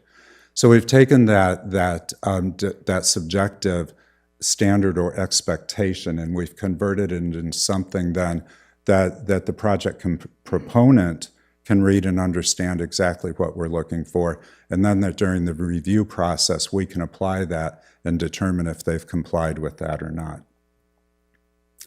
So then this evening we've provided you with the draft objective design standards, and this evening we're asking you to review in terms of site design for circulation and access, for bicycle parking, and then for landscaping, which would include tree plantings. A note on the process to this at this point. The project started in 2021. We've taken it to 2 study sessions since then, and then developed the draft standards with input from Planning Commission, especially related to goals for the project. The draft standards have then been evolved. We've worked with stakeholder groups, including affordable housing developments and representatives from our local land use and design professional community. And in fact, we just had a meeting the other day with some design professionals to continue to further refine them. So these draft standards really are in evolution as we move towards a Planning Commission study session at the end of November. The project is funded in part by funds from HCD, and those funds do expire at the end of the year.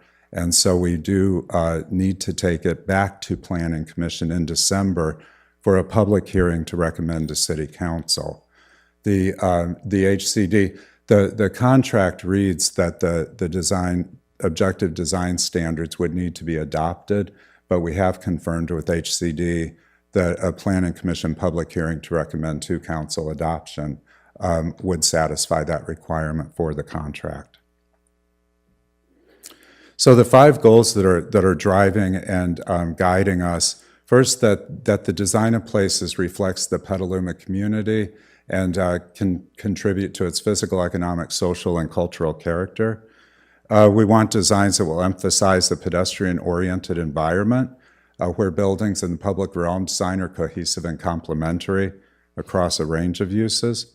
We want to ensure that the spaces that are designed recognize and support residents' and workers' activities from a diversity of perspectives. And then, of course, to design safe, functional, and comfortable multimodal connections to support walking, bicycling, and transit, public transit. And then to support sustainable building practices and site design approaches that enhance resiliency and resource stewardship.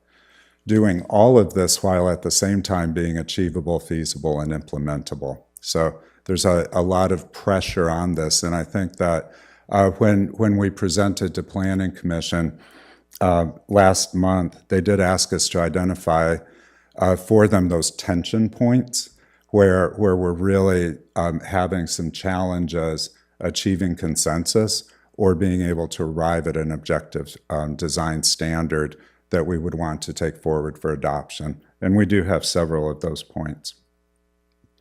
So the first, to design for Petaluma in terms of landscape placement and location, our planting materials, tree planting requirements, and then considering the landscaping of the entirety of the project. So making sure that the entire of the site is addressed and that there's no bare ground. Then designing for people. So looking at our ground floor activation strategies, whether that's mixed use or the design of the building facade and its relationship to the street to ensure that pedestrian activity is supported. And then at the same time ensuring that we have adequate pedestrian, well, not even adequate, but above, going well beyond adequate for pedestrian connectivity. We want to ensure that we have access to our rivers and creeks, as well as that where it's advantageous to have eyes on the creek and to make sure that there's, activities adjacent to those creek paths and such that can increase safety, that's available. And then that our entryways are celebrated through the primary street orientation. Looks like we dropped a slide there. Then we want to support connectivity, ensuring that we have internal connectivity requirements throughout our larger sites. A majority of the sites these days are infill sites, which is interesting. They present their own unique challenge as they do tend to be a bit smaller sites, and so they're constrained by existing development. But where we do have those larger multi-building sites, making sure that they're internally connected, that they have those internal crosswalks, that we're requiring ample bicycle parking requirements to support bicycle transportation. And then again, we see the river and creek access there. We are working with Bjorn and the Active Trans team to ensure that we're cognizant of the various forms of bike infrastructure. And then also that we're informed by the active transportation standards related to pedestrian-oriented environments, bicycle infrastructure, and then access and transparency. So this is an example of some landscaping requirements where we have started creating those objective standards. So first, we define unused areas and then require that they must be landscaped. But then we go very specific about how that landscaping is required and where. So at least 50% of a setback shall be planted, requiring a 5-foot wide landscape strip between new multifamily development and existing single-family residential, a 5-foot wide landscape strip between parking and public rights-of-way, and then a minimum of 100 square feet of landscape parking area for every 6 spaces. And that could be in the form of a landscape strip or a different shape. Specifying that no invasive species or artificial plants may be used. Planting sizes for the viability of vegetation is specified. And then we've drafted standards for roof planters. And then tree requirements, which are rapidly evolving. We've included tree planting requirements. And then we've looked at these regulations that will help ensure health and compatibility of trees within the urban environment. So a minimum of 36 square feet of planting area per tree, root barriers required adjacent to sidewalks and pavement. And then we have to deal with the reality of our built environment, which does look at ensuring that canopy is at least 5 feet below power lines. Then when we turn to fire code has requirements for tree height, related to access that they need if they're using ladders and so forth. And then this is some examples of what we're trying to avoid. When we do require trees, we want to ensure that they have an optimal environment to be successful. And then I think as the discussion with Ken is, what are those tree species that are appropriate and will be successful?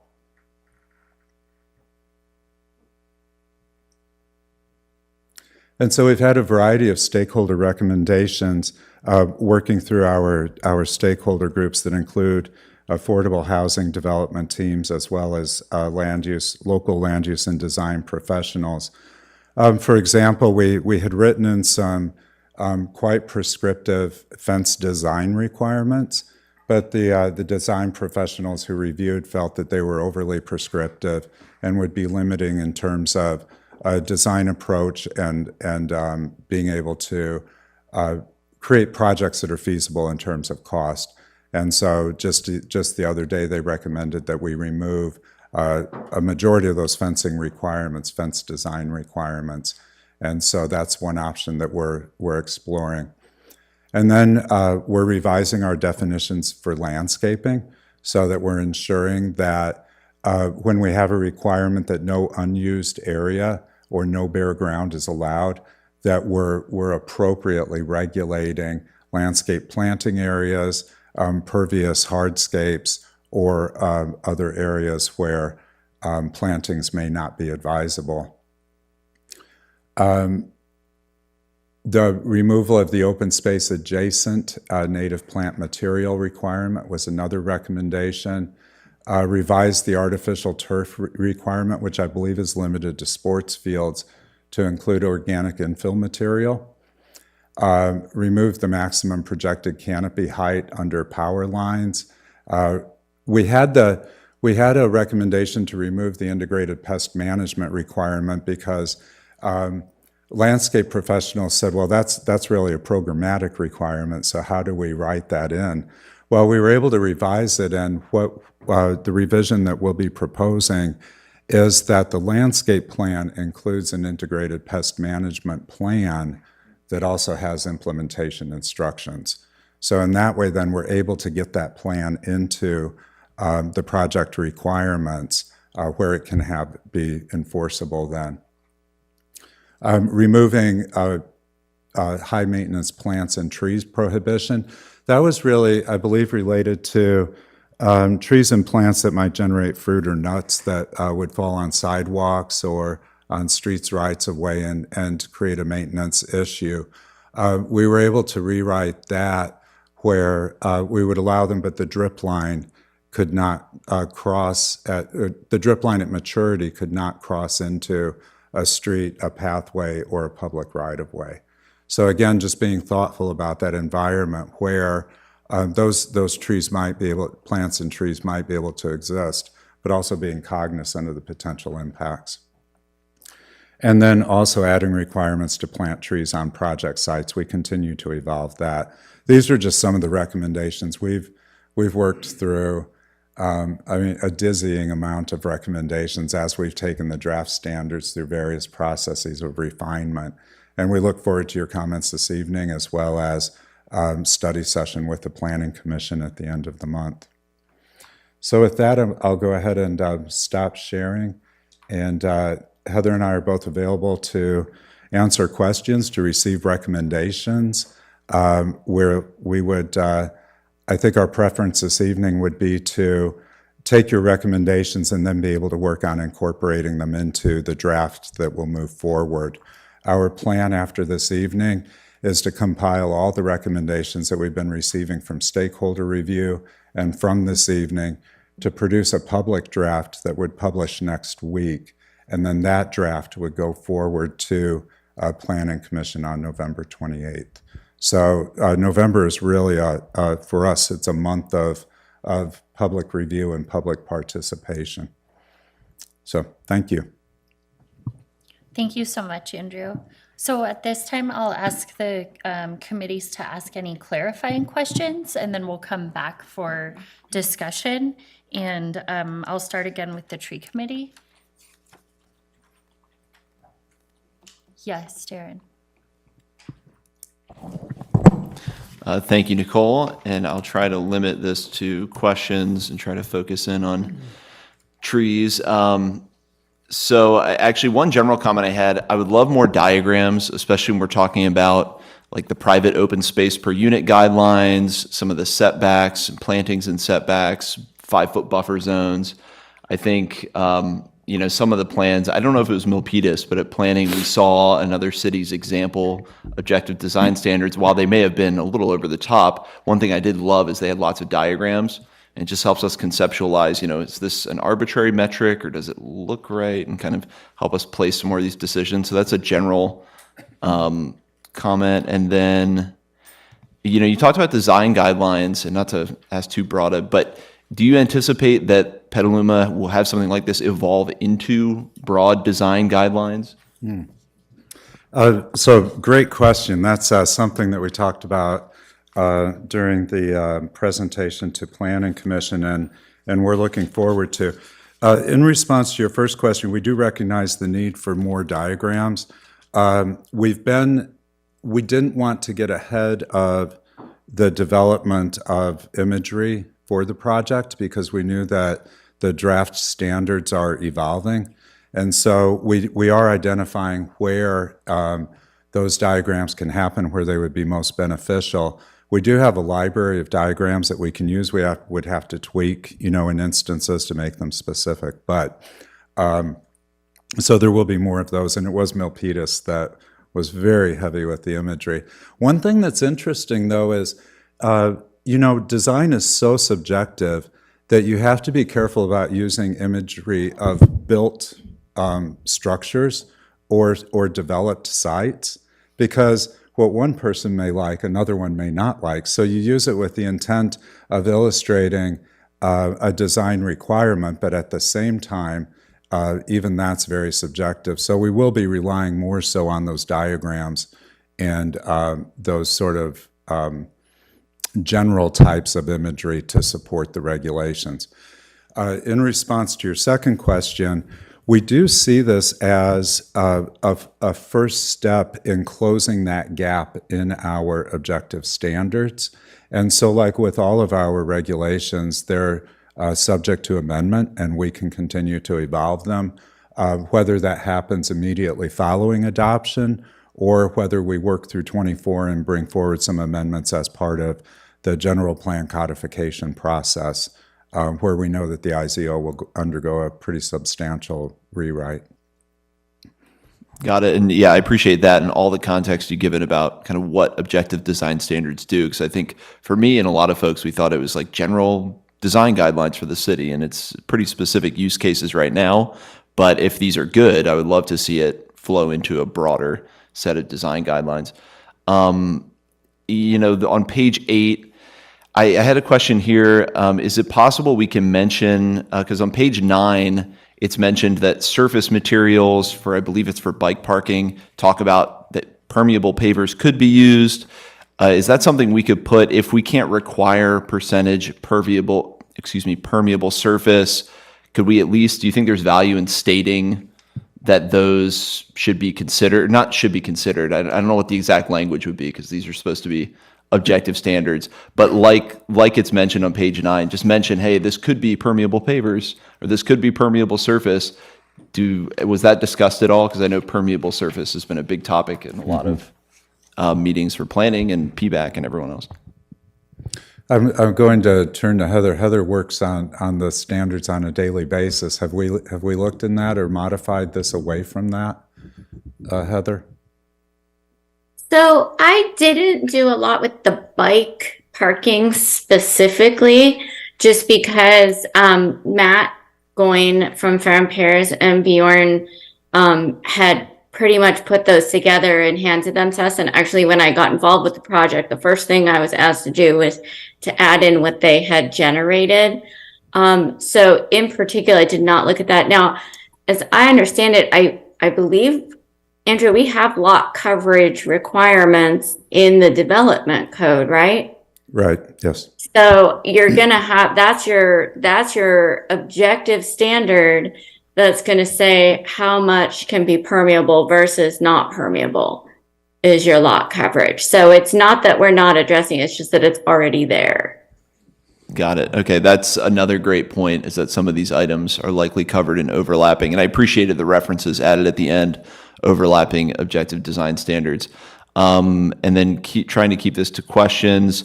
On page 11, we reference a couple lists there. We've talked about the street tree list, a tree technical manual that doesn't exist yet. That's going to be pretty important. But as we update those lists, I'm assuming they're all included by extension. As those lists update, they'll just be part of this document. Great. And then, it came up again, this below power lines, and this may be too broad a question, but just asking, is there any leeway the city has in dealing with PG&E and contractors hired by PG&E? I know some cities advocate for less kind of aggressive pruning around power lines. I don't know if that's something where the city is, pushing back on PG&E, or just because it feels like we're putting that as a requirement that these have to be smaller trees. And I understand the feasibility and practicality of that.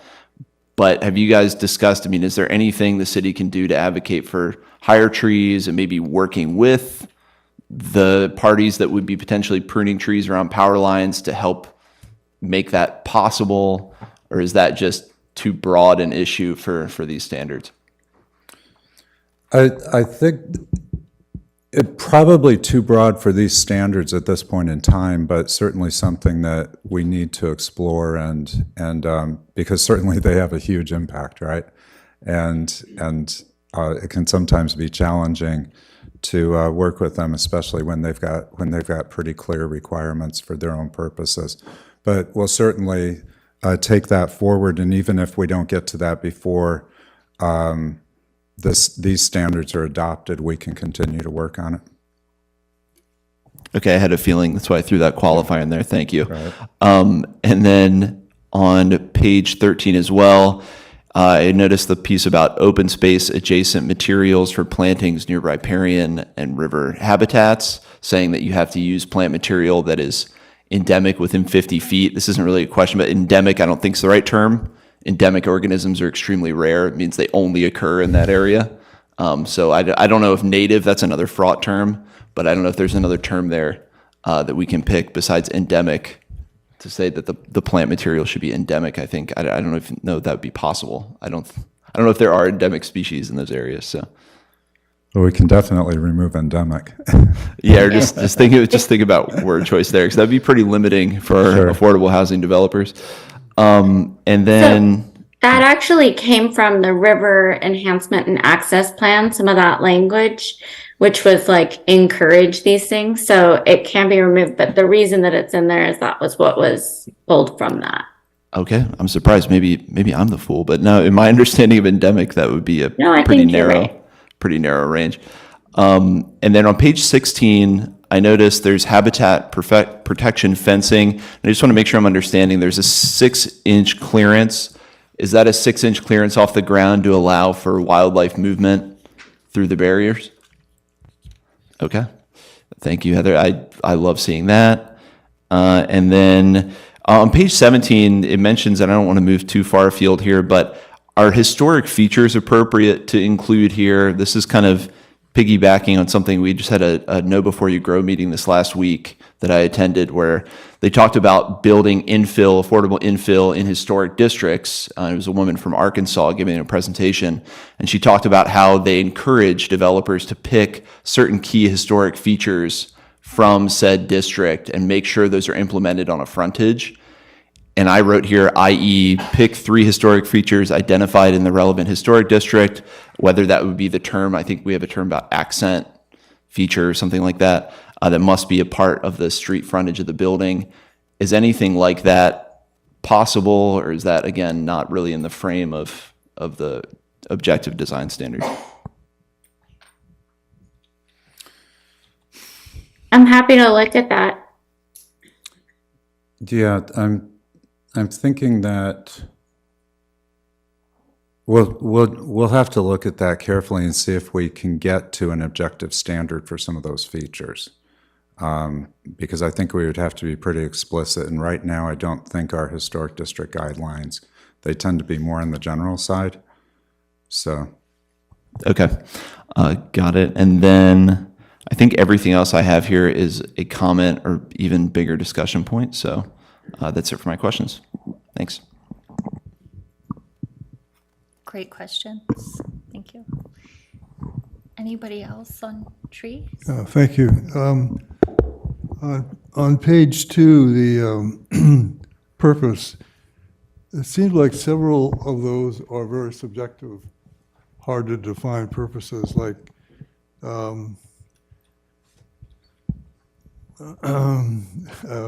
pedestrian-oriented environment where buildings and public room design are cohesive and complementary of a diverse range of uses. I mean, how do you define that objectively? Well, so I would read that as a goal statement or as a vision statement. So you would look across the design standards that we're proposing and say, to what extent do they achieve that goal? We wouldn't look at a project and make that decision about a project itself based on the characteristics. But that purpose statement really helps to guide the standards themselves as a regulatory document. All right. Pedestrian orientation, page 3, at the bottom, building facades that are highly articulated at street level with interesting uses of materials, color, architectural detailing located directly behind the sidewalk. What's interesting? How do you define that? Mm-hmm. And then don't we go on to provide a list of that they would select from? The amenities related street level, I mean, that list of bullet points? Is that what you're relating to? I'm sorry, where are you seeing this? Well, I guess the first bullet point under pedestrian orientation sounds Bottom of page 3. very difficult to measure or define. So to require that the ground level building features are interesting, he's asking, how do you define interesting? Yeah, to who? Mm-hmm. Anyway, so on page 5, the diagram of the site plan of buildings, I'm not sure how accurate that needs to be, but it seems like it has all kinds of parkways and things that may or may not be part of the requirement, or if it is, then it ought to be defined better. Circulation access has that diagram of the building. It looks like there's parkways all around the project, which I don't know if that's required or not.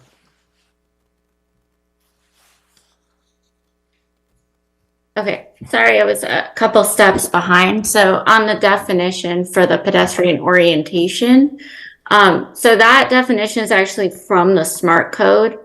And we were trying to maintain consistency as much as possible. So that is why it's in here. But I have actually played with taking it out because we did create a different definition for ground level activating strategies, which I like better. So, but I agree that this is not a objective definition. Yeah, I mean, the site plan looks illusionary, quite open and green when I'm not sure the standards establish that. So I guess I'm asking you to use something that's accurate as opposed to looks good, but we're not going to get it. On page 8, landscaping, I would like to see some studies done on parking lots on how to achieve the proper tree spacing or tree planting or how the amount of landscape is used. There's many ways to do it, and we might want to show 3 or 4 examples. These are acceptable. and also find out, are they acceptable first for our standpoint? But, I mean, I hate to see 100 square feet in one location, or it's split different ways or not used efficiently to scale the parking down. So I'd like to see more studies on what do we think works and then how to communicate that. On page 10, this clarification, it says on fencing B, prohibit concrete facade that matches the main structure, such as siding or plaster, and then stucco is prohibited. Concrete walls over 4 feet are subject to building code standards. The difference between stucco and plaster is, in your mind, is what? Because plaster, hand applied plaster is a very expensive process. Most plaster buildings are machine applying stucco. So, I mean, I'd be careful on what you're asking for. When this went in, my understanding was the difference is that stucco is a textured sort of dimensional surface, but our designers have said that it's not. So we've actually just changed that. We're happy to remove that. Right, I think machine applied stucco is what most low income or lower cost things are built of. So, stucco or concrete fences shall not have smooth, flat surfaces. Well, you just said above that stucco is prohibited, and you probably won't have a concrete. Well, you have a concrete prefab fence, I guess, but I'm not sure what the smooth or flat surface, what we're trying to achieve. And I don't understand, for murals or public art covering a minimum of 50% of the area of the fence. What I don't know why we're even having that. Well, just earlier this evening, we recommended adding murals to the sound walls. So I think this is getting at the importance of having that visual attractiveness. And okay, so a mural is what? Art? Graffiti? Paint? it would be expected to be some sort of Something public attractive, art. you hope? I don't think it's. I don't think most people would envision street art, but some sort of organized approach. I would try to put murals or that in another category. They were dealing with design or art. It's not a thing that you say, we're going to do 5 murals in this project. I mean, I'm not sure what role. I haven't seen murals that, other than art murals on buildings as an art project, but as part of a project design, I don't know what we'll get. On landscape standards, there's landscaping may be in the form of trees, shrubs, hedgerows. I don't know what a hedgerow is in Petaluma. Is it? I mean, hedgerows to me were tree rows that protect the citrus crops from wind, or in England, they're boundaries of farms. But I don't know what we mean by hedgerows. It sounds like a ancient name.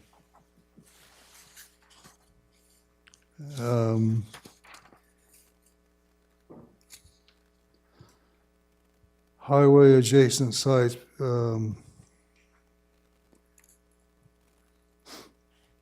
Shall install a landscaping strip no less than 6 feet wide between the road and the pedestrian walkway that includes a tree every 30 feet. Okay, well, I mean, that's fine. And then on lighting fixtures, 2, primary bicycle and pedestrian pathways shall be lit by fixtures no taller than 42 inches. That is a bollard light my experience with bollard lights is they are brighter in your face than they are on the ground, and they're not necessarily the most efficient or the most attractive light for a pedestrian walkway, and they're very visible. They can be, depending on the fixture, but they can be very visible from the vehicular level, eye level. So I question whether, what you're trying to achieve there. And I agree with Darren, where if we can, like on building design, if we can show examples of what you mean by balconies that project or box or bay windows, just clear examples of what that looks like.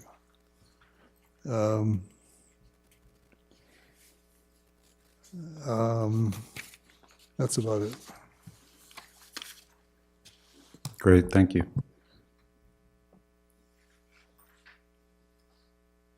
I have 4 questions, and I'll save my comments, right? Okay, so my first question is, can you please repeat, Andrew, I know we've been wanting design standards for Petaluma for at least 4 years now, and we still don't have them. Right now, we are making a jump in because to do the objective design standards, because we don't have anything, right? And we want to protect ourselves.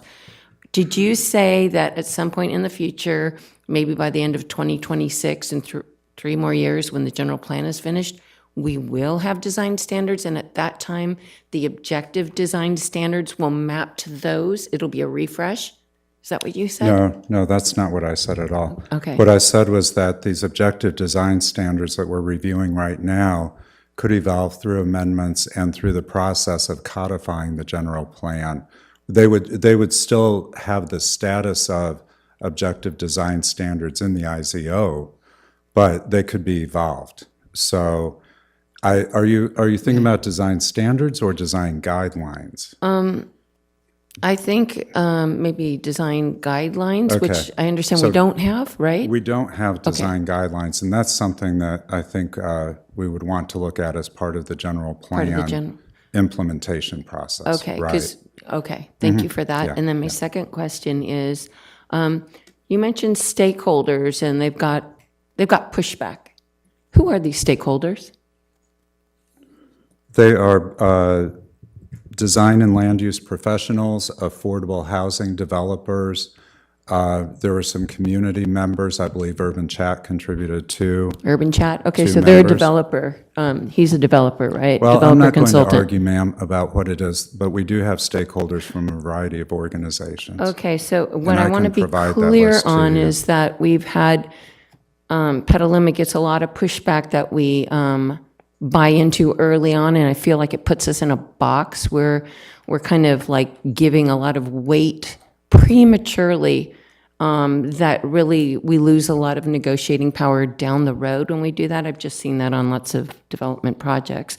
But I'd like to us to have clarity on, are these just their wish list, or is there some weighting scheme? Are these potential deal breakers that they're going to take us to court for? Because I really don't want parameters to come in on our feedback if it's their wish list because they're developers and they want certain things. I mean, to me, that's not something to weight up to the maximum weight as a factor in our decision-making process, which is multifactorial. Okay. I'm not sure. Is there a question? So you don't have an answer whether it's a wish list or I'm it's... not sure what the question is. The question is... Do the draft standards represent a The wish stakeholder list? feedback, you had a slide that said stakeholder feedback. Are those deal breakers, or are those wish list sorts of things? They're recommendations from professionals on what, from their perspective, what they see that could be improved. We they can treat be. them as recommendations. Some of those recommendations will come forward to the Planning Commission for review Okay. during the study session. Okay, thank you for that. Okay, and then I'd just like to ask for a little bit more clarification. You mentioned that quantifying standards, objective design standards around architectural elements can be tricky. I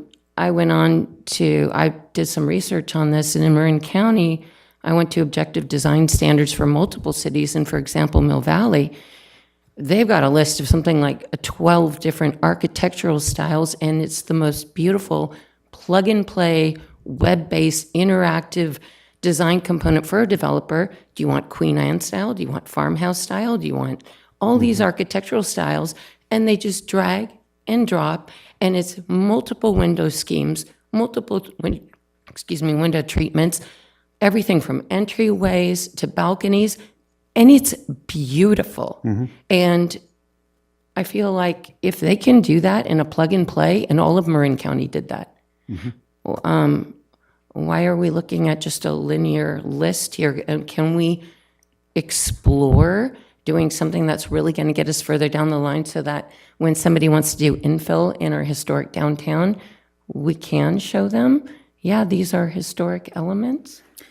Well, so Marin County, when they started their process in, I believe, 2018, they pooled all of the funding that was received from HCD. Well, I think there were 10 or 11 jurisdictions that pooled their HCD funding through the SB2 grant to hire Opticos to develop form-based standards for objective design standards. And so Opticos went through that process and created the form-based code. It's similar to what we have as the SMART code here in Petaluma that applies to the Central Petaluma Specific Plan area. When they did that, however, they did it in a manner that individual jurisdictions could go through a community character identification process and draw from those standards and apply them to create their own objective design standards that are reflective of their community. So I think that it's an interesting process. They were, and to my knowledge, they're the only county in the state of California who's taking a form-based code approach to objective design standards. I think that had we started out with that idea initially, we could have done that. But at this point in time, to essentially stop this project and start a new project with an entirely different approach, that would be a major decision. It would be quite lengthy to do, probably take another year or so. And during that time, we would continue to have this gap where we lack objective design standards, and then projects could come through and not be subject to any standards at all. So I think it's instructional, certainly, to look at what Marin County has done and how they've gone about it. Again, as we look at the general plan update coming forward and have some decisions that we could make about how we go about regulating design from a more specific perspective. Yeah, thank you. Maybe not stop this process, but get on that for the next version. It's just absolutely beautiful. And they do break down their neighborhoods by character zones. And so the integrity of the community as it's evolved over, decades is preserved and strengthened. Okay, and then my final question here, please.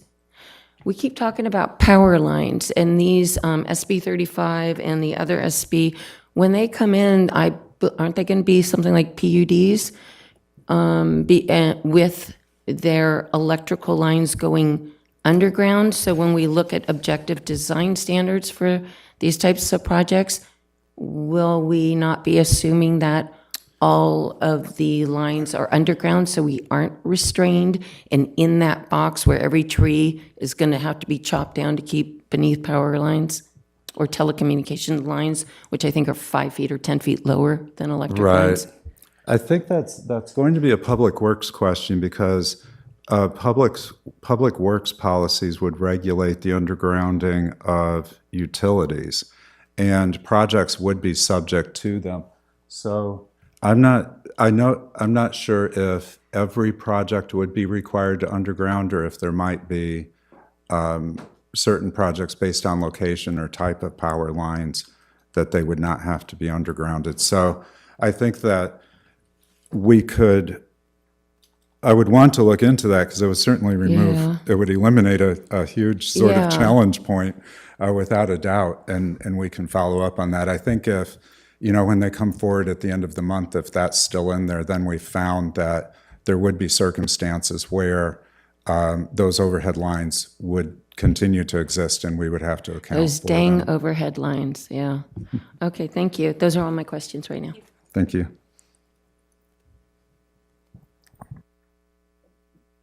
Anybody else for trees?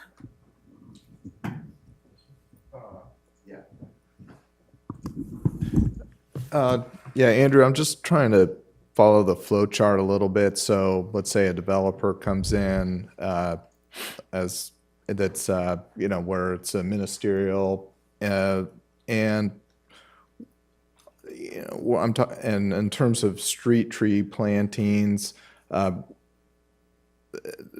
Will this be governed, even though it's ministerial, by the new tree ordinance that will be coming through? Yeah.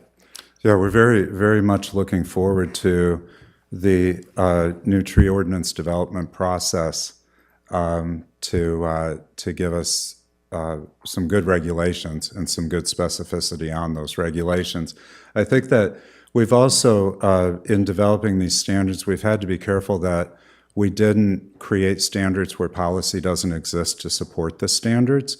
And then also to make sure that those standards, which if the policy is there to support them, then those standards that would be applicable to qualifying residential projects could also be enforced on any project that is, any development project that is proposed. So we did try to not get too far ahead in these objective design standards, counting on the tree ordinance update process and other policies coming forward to drive some future amendments.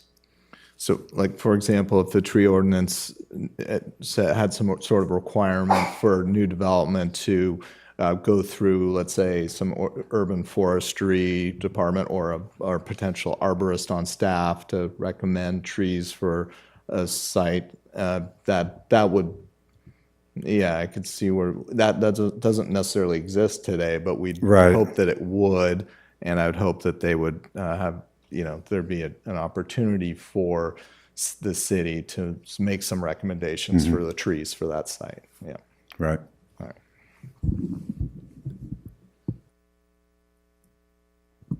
Okay.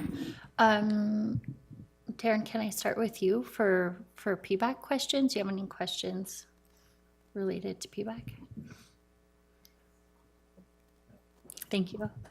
Marja? Frank? Adam?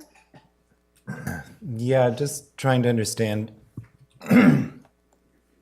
if a certain case comes up where there's a development project and we have our updated, adopted, active transportation plan on there. It says there's certain bike facilities that are supposed to go in. Is that something that could require the developer to help support installing?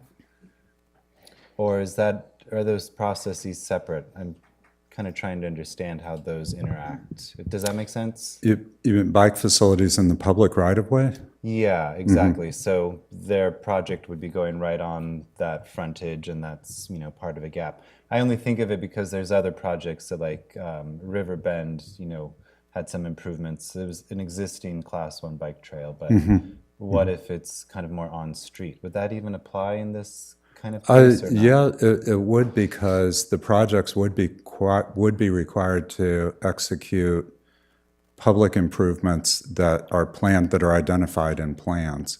So there's nothing that exempts a qualifying residential project from having to fully execute development per city regulations. And so that's where a lot of regulations from building and fire and public works come forward and also contribute to shaping the project and shaping how the development looks and functions. And they have the full force and effect of the design standards as well. So. Okay. So essentially that's already taken care of. Right. Okay, perfect. Great. I think the caveat would be that provided that there's nexus, right? So. Okay. I think that was my only question.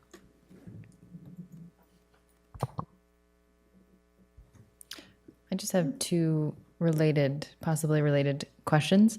I'm wondering if any thought was given to either edible landscape, could be some type of fruit-bearing tree, or maybe it's a community garden space, or on-site water catchment opportunities, which could be connected to that edible landscape. I didn't see those in the standards. I don't know if that's ever something communities include, but I was wondering if through your perusing of other cities' objective design standards, if you came across any, if that would be something to consider. I don't believe we came across, Heather, did you see them in other jurisdictions? So yes and no. A lot of what you do with your water and how it's treated, that lives in the WELO, or the water efficiency standards, that are actually under water conservation, which also fall under public works. So we did have discussions about whether or not to include, like, do we require, as you know, and again, anything that goes in as a requirement means if you don't have it, then that project has to go back to redesign. So that was one of the things where we're like, well, maybe this isn't encouraged now, because it's not something we require. So of other developments, so it's leading policy with affordable housing. So if that is something as a recommendation that, you know, the committee wanted us to include as a requirement and bring forward to Planning Commission, that's certainly something we can do. But where we're sticking with at this point is not leading policy by creating these objective standards that go for affordable housing. So that's why we decided not to include it, but it's not to say that it can't be. It is interesting because we have parking standards and landscape standards that we apply to SPAR review, but we can't find any evidence that those standards were ever adopted by City Council. So there's a question about how enforceable are they. What's interesting is we were in a conversation this past week, and the position was taken that if we're applying those standards to all projects, regardless of whether they're, you know, qualifying residential projects or market rate projects that are undergoing discretionary review. So if they're being applied evenly across all projects, then we could convert those standards into objective design standards and incorporate them in, probably relatively safely. We wouldn't risk having a project say you can't apply those standards because you're not applying them equally. So I think that, as Heather said, that's a case where if we were to, and I think it's great, it's certainly, those are all three areas that would be really great amenities to projects, but we would want to be sure that we're not just including them in the objective design standards, that we're crafting those policies to make them applicable to any development project. Great. Thank you for the clarification and giving me some more context there. Yeah, if it's a subjective encourage, or there's some other way to include it in some other, not the objective design standards, then I'm all for that. Sure. Thanks. Great. Thank you.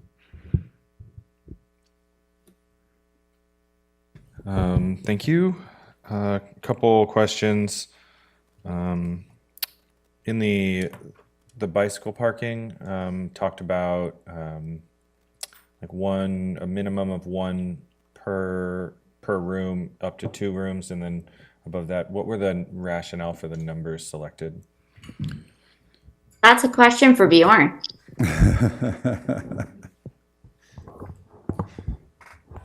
And to be honest, that actually might have come from Matt. As far as the ratio, just keep kicking the can on they're passing this one off. But my recollection, I provided some input from the Essentials of Bike Parking guidelines put out by the Association of Bicycle and Pedestrian Professionals, which is considered to be widely considered best practice in bike parking design. I don't believe that guideline has anything on ratios an actual bike parking requirements per unit. But my understanding is that would be a pretty significant increase over what we've got in our current zoning code. Is that correct? That is correct. Yeah. Yeah.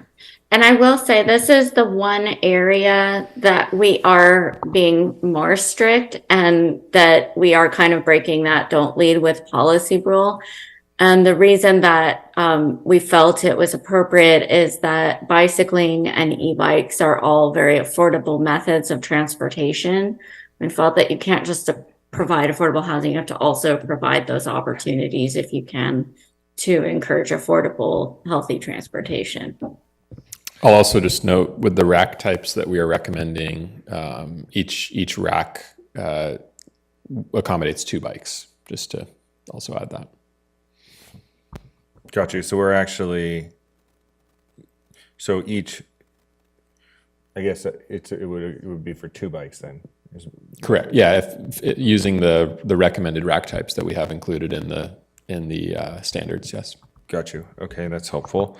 And then another one, it talked about balconies and private patios shall not be the designated space for bike parking unless the unit has. Can we also put something in there that the bike parking or must be allowed on balconies? I've worked with some affordable housing projects where they don't provide much bike parking, and then it's illegal to store your bikes on your balcony. And so it pretty much just, it's like, where can you put it? So if there's something we can do like that to require that people can put their bikes there, that'd be great. Do you, so you would want them to be required to allow bike parking on balconies, but not necessarily count that towards their bike parking minimum requirement? Correct, yes. Okay, great, thank you. And then I wonder if there's something with seniors and non-seniors, just looking at the mobility differences that are likely to be there. If there's, a deed-restricted affordable housing versus deed-restricted senior affordable housing, I wonder, like, I would imagine senior citizens probably are going to bike less. Maybe there's more need for, I don't know. I don't exactly know, but just some thought being given to that, I'd appreciate. And then you brought up a lot of our projects are infill, and there's a lot of talk about internal connectivity, and I'm wondering, have we given any thought about how to address connectivity with surrounding uses and surrounding properties, and how to do that through objective design standards? Go ahead. No, go ahead, Heather. Well, I was going to ask, so, I mean, we require that any new development provides access to the street front and the sidewalk, and they would have to do the sidewalk improvements, but are you talking about beyond that? So the examples that I can think of are like, there's a 1 acre parcel, and the developer, it's, simplest for the developer to just basically make it a cul-de-sac or something, right? But then the next property over is also open, and eventually that's going to be, like developed as well. And if we don't plan for connectivity to that next site, we wind up with, basically a bunch of suburban development that has poor connectivity. And so, like the development that's over by Casa Grande right now, right? There is the prior development had a little pop out there, and they connected into it. But this one didn't connect. There was no connection to the next one over, right? And so of any sort, vehicular or multi-use pathway. Yeah, anything, right? So you basically, it just locked that whole area in. I really think it's important that we think about how to do that, especially as we might be looking at alleys and things like that, and just think about how things connect in. And also, we talked about bike parking. Is there a reason why bike lanes weren't in there? I guess I had expected to see something about, like default to class 4 or something like that for new development that's coming forward. And just wondering why that I think that would be similar to Adam's question about what or improvements would be required, and I think Bjorn's going to answer and talk about how we would establish those requirements through the bike facilities plan.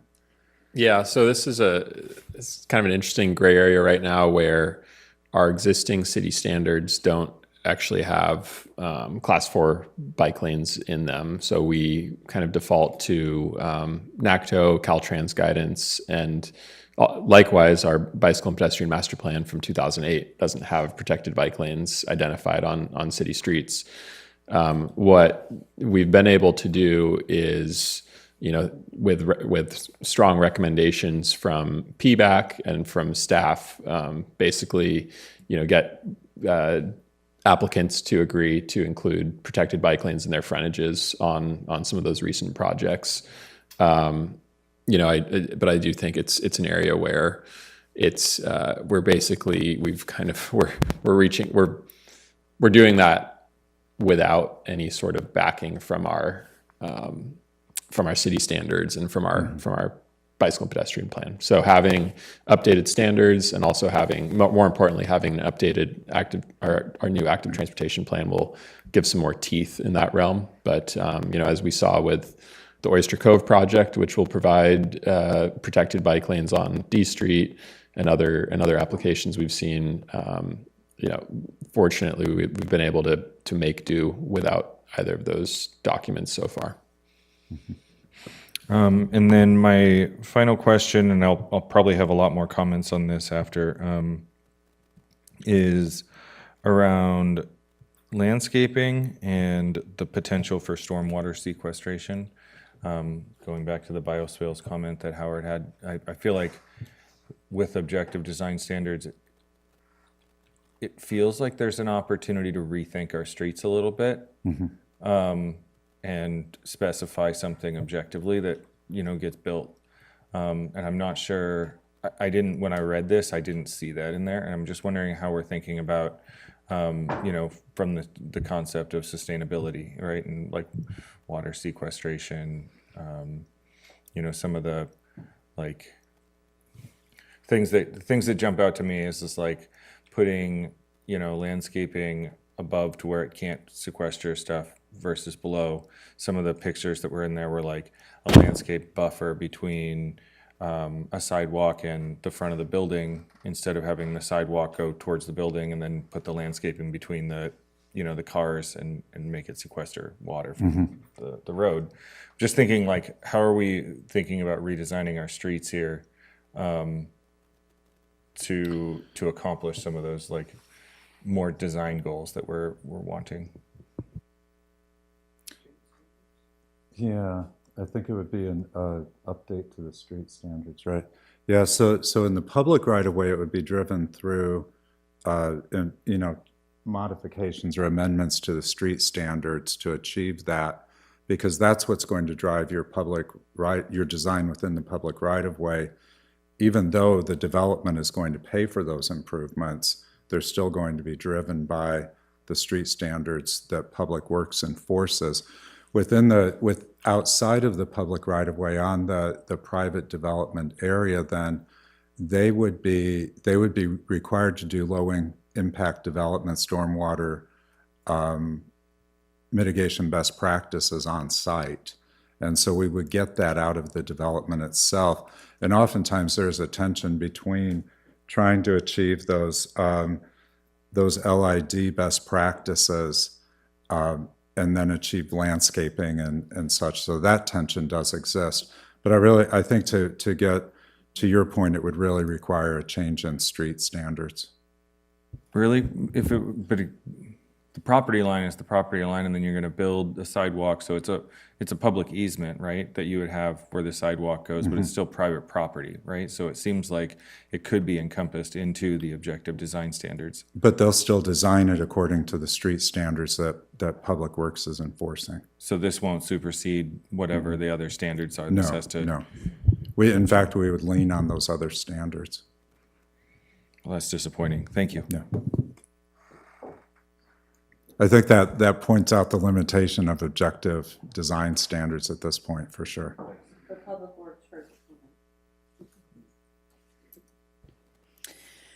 I have a series of questions that kind of also dovetail into comments. Do you want me to just wait on the comments and just really keep it to questions because it's? I think that's good. Yeah. Okay. So back to the bike parking in residential units. There was a statement in there that suggested that it almost suggested that Petaluma has allowed bike parking and counted it towards the total bike parking requirement if it's inside of a residential unit. Do we do that? Do we condition residential developments and say you can create a special area inside of a dwelling unit, the living area? You know, aside from the balcony and covered areas that are common, because it made it sound like. I'm just wondering if we're really doing that, and we're really saying you can take living space on the inside of a residential unit and count it towards the requirement for bike parking, and if we have, how we've ever done that. Back at page 8, I think that was.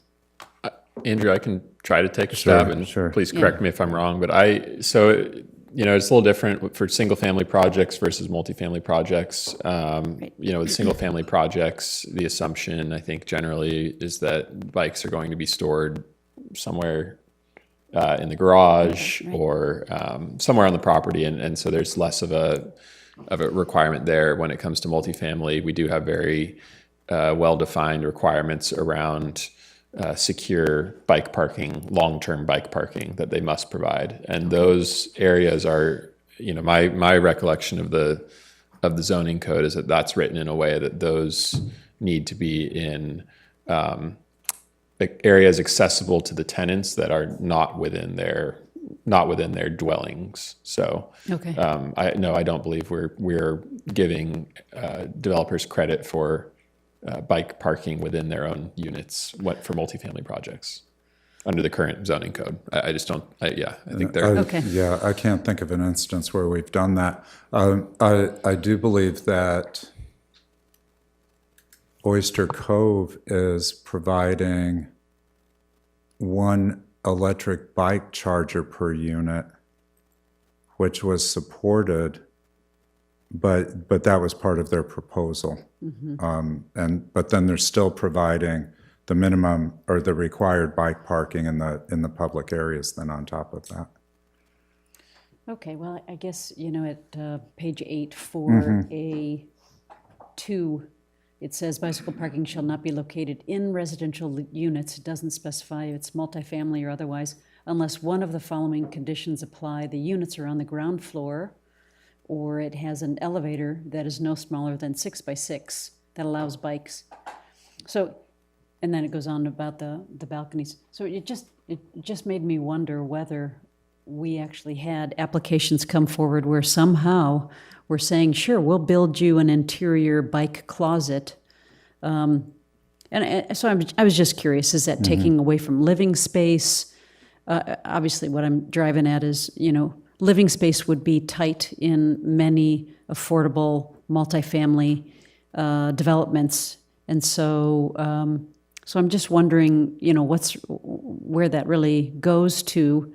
Like Bjorn's saying, if it's single-family residential for sale, or they've got a carport or something else, we should be making sure that it's accessible and covered and weatherproof, and it's not taking up other living space on the inside of a unit.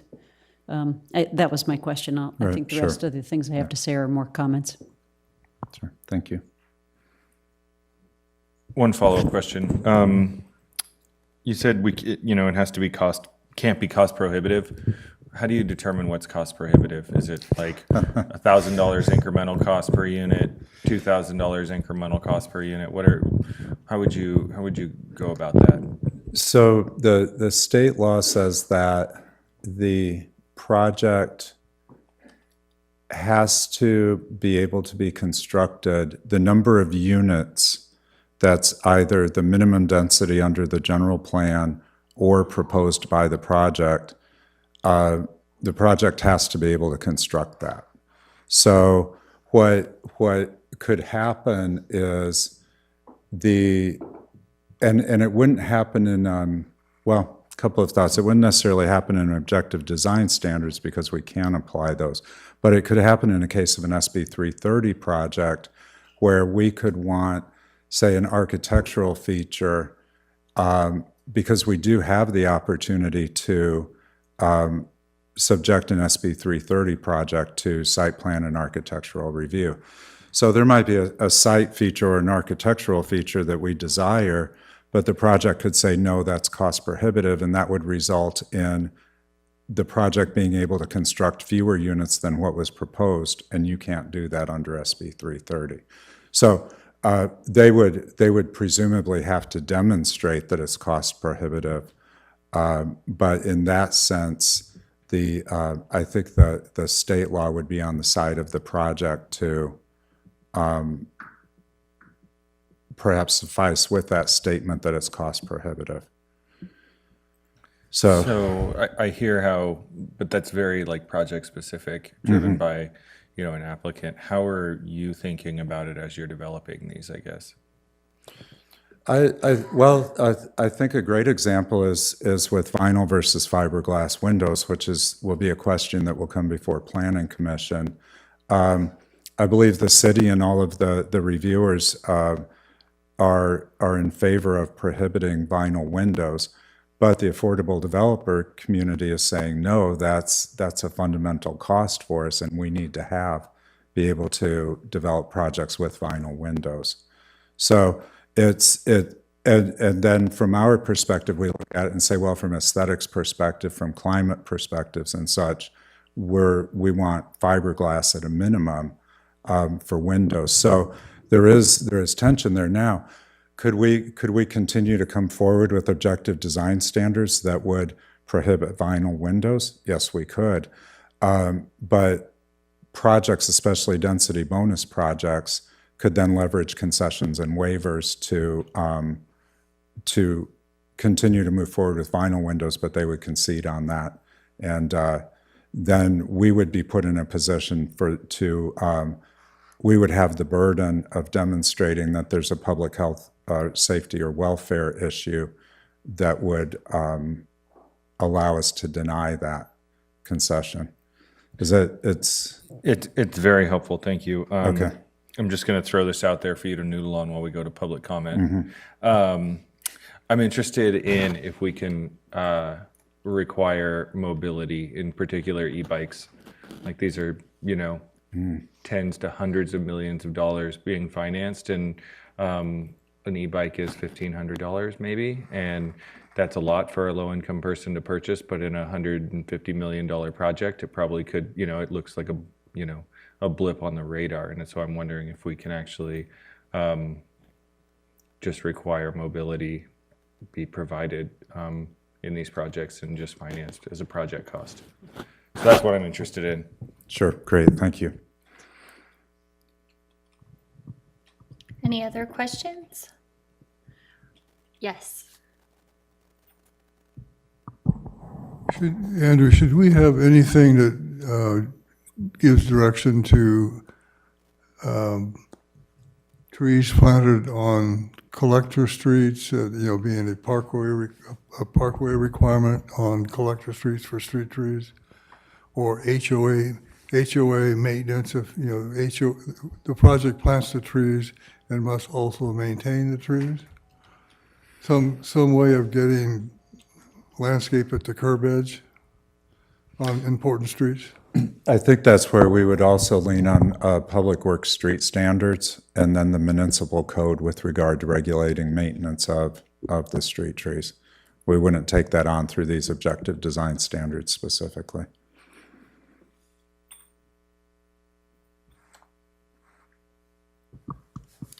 At this time, we'll open public comment. The public's invited to make comments on this item, limited to 3 minutes per person.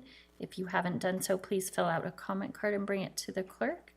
And clerk, have you received any comments prior to the meeting? There have been no public comments. Okay, and no cards. So that closes public comment and brings it back to the committee for discussion. Yes, go ahead. Happy to kick us off again. I'll just follow up on a point Taryn made. This is something at planning we asked for, and not because of any lack of trust, but just a stakeholder list would be great, just to know what groups chimed in. And so we know kind of what input is already in there. Maybe that informs how confident we are in certain best practices and things like that. I think that question is worth exploring, and I appreciate Gina chiming in there about public right-of-way improvements. That's interesting to me that defaults to our street standards when that is private property. I guess the easement makes it under our control for maintenance standards and things. I think that's worth exploring. Maybe it's a simple question, like she said. On page 8, getting specific, the language in there about 100 square feet of landscaping per 6 spaces, and then a tree per 100 square feet of landscaping. I think in my mind, that's a little bit of a clunky way of doing it. I saw there was a recommendation by the stakeholder group to do something like 1 tree per 1,500 square feet of lot. And I wrote down here maybe something about tree requirement per certain, and whether that's 1,500, 1,000 per certain square footage of the lot that's not a building footprint, right? To determine how much tree is there, and then an additional requirement for amount of paved surface. And maybe number of parking spaces gets us there. But yeah, I'd love to see us explore some other options, because I read through that, and that's one where I think for a lot of these, a diagram would have helped of showing that example. But it was just kind of hard to figure out, okay, well, what would the landscape look like? Where would the trees be? Or how many trees? So anyway, I think that's worth exploring. And I did see that recommendation by the stakeholder group. So I think something like that, a tree requirement per non-building site footprint, square footage, whatever that metric is worth exploring. And then on page 13, actually just getting to Roger's point, it does talk about a 6-foot landscape strip along all arterial roads, and it lists out specifically like Washington, your big streets, and how there's supposed to be a tree every 30 linear feet with then shrubs and other lower landscaping. I would love to see us explore that along all street frontages. I think, and it gets to this cost is nebulous, like what is too much cost? But I think in the grand scheme, that's not a huge cost for some of these projects to do that along any street frontages. I think the maintenance question is a good one, though, what that looks like as a liability, an ongoing liability for these projects to budget in. But yeah, I think I would love to see us explore that option, just expand that, obviously with some feedback down the road by stakeholders and other groups that are looking at this. And then on page 18, there's a rooftop planting requirement, and this gets to this private open space per unit. I wondered if there's any way to tie that requirement to the available private open space per unit. Basically meaning if there's less private open space per unit, or at the minimum have a higher requirement for rooftop planting, and then kind of scale that metric as there's more open space per private unit, lower that. Something like that I think would be a great tool to help us make sure there is enough open space for residents, because I loved seeing that rooftop planting in there, and I think if we could scale that, if there's less space outside for each resident, have more rooftop planting. Could be something simple we put in there. And yeah, that's all I have for comments. Thanks. Thank you. I think that, as you're likely experiencing this evening, the interconnectedness between the objective design standards and what we're trying to achieve with the other objective standards in the city that are enforced by building, by fire, by public works and such, it's sometimes we need for those standards to be more detailed or more evolved than what we're able to do through the objective design standards. And of those couple things I mentioned, do you anticipate that colliding with either the rooftop planting or the street? I think more so the frontages? street. I think that's where we're seeing that tension exist with trees, with street trees and such. Yeah. Is it a fire consideration or a? Yeah, at all levels. Okay. It's Weight and maintenance. weight and maintenance. Okay. Yeah, okay. Still think it's worth exploring. I appreciate what Sure, you guys are no, saying. though. absolutely it is. Thank you.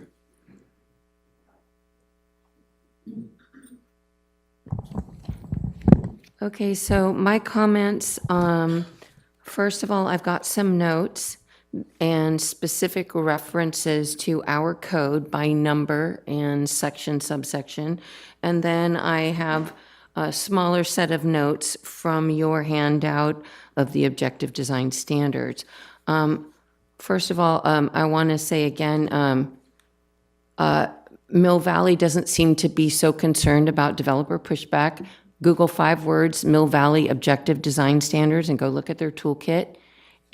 I really am a strong believer in going for excellence, best practice, and if they're not afraid of lawsuits and developer pushbacks, I feel that's pretty darn encouraging and a good starting point for us.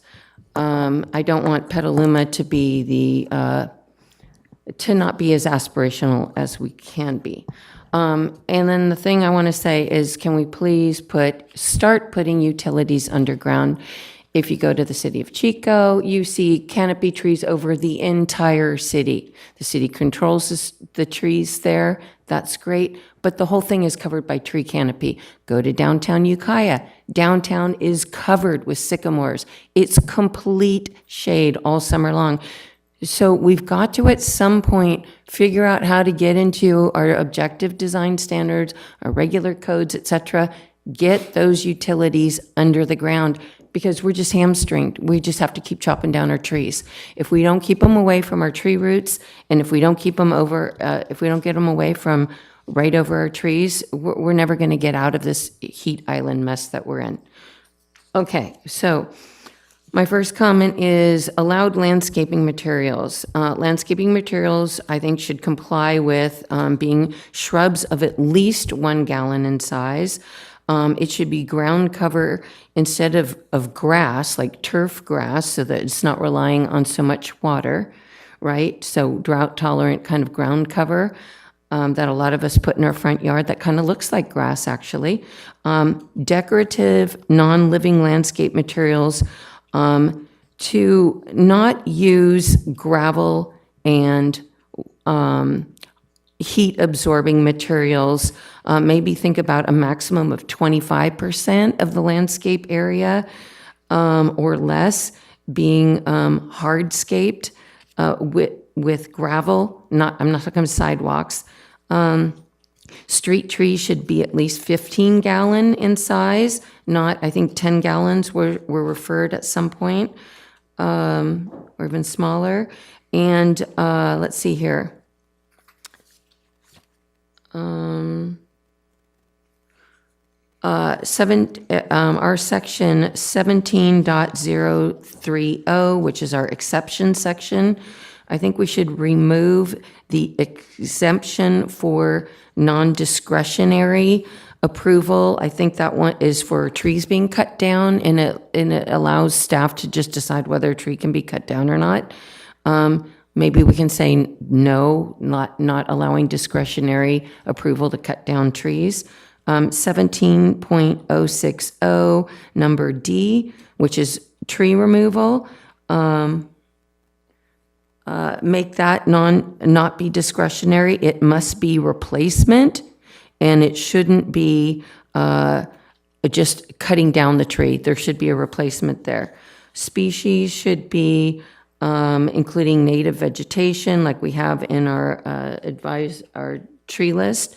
Protected tree definition in section 17.040.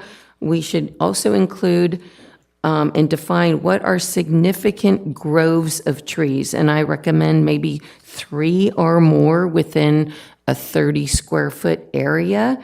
We need to start protecting groves of trees because those are really important for biodiversity as well as carbon sequestration and shade. For section 17.050, which is preservation of existing trees, that's the name of the section.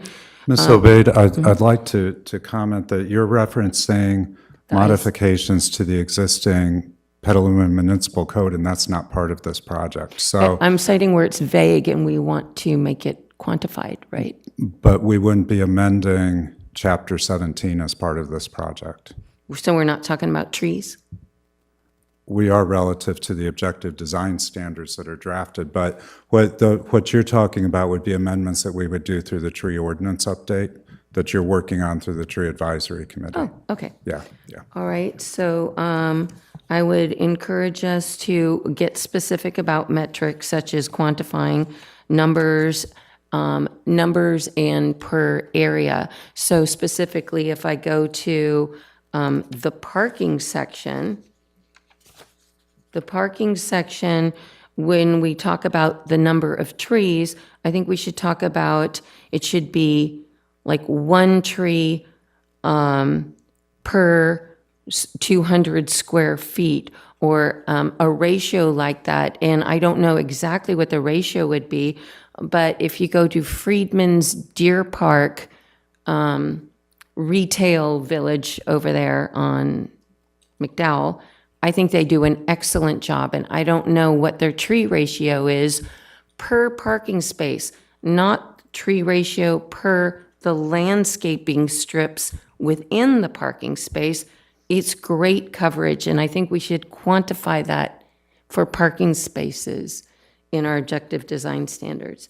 I also think that when we talk about the retaining walls and things like that, we should say that all retaining walls should include landscape planters in front of the retaining walls, and those planters should be at least 18 inches deep, measured perpendicular to the wall, so that there's a healthy opportunity for something to actually grow and to remain established and survive. And then I think this is screening, but when they have parking on the ground floor, and there's an example of this on Petaluma Boulevard North. I think it's the senior housing that's just north of Lakeville Auto Body. The first floor is all parking, and the outside of it is metal trellis, and there's vines growing up on all of that trellis because they have a planting strip right in front of that trellis all around the perimeter of the building, and it's all green. There, I think, are some trees there, but in addition, they have vines, and so the effect is really nice and very cool. And I think that's especially important for low-income people, so that they have a sense of place and they have something that's a little inspiring and smells good, smells fresh, smells cool. Retaining walls in interior design, sides, fronts, all of those I think should have planters.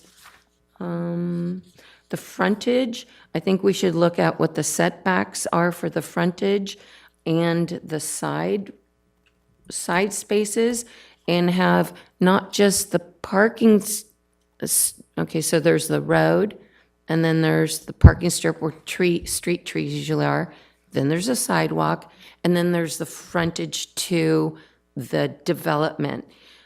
Mill Valley has multiple diagrams of how to configure the trees such that they're a little bit staggered between the sidewalk strip that has the street trees and then the front of the development. They kind of stagger them so that the effect is it's a forest. It's beautiful.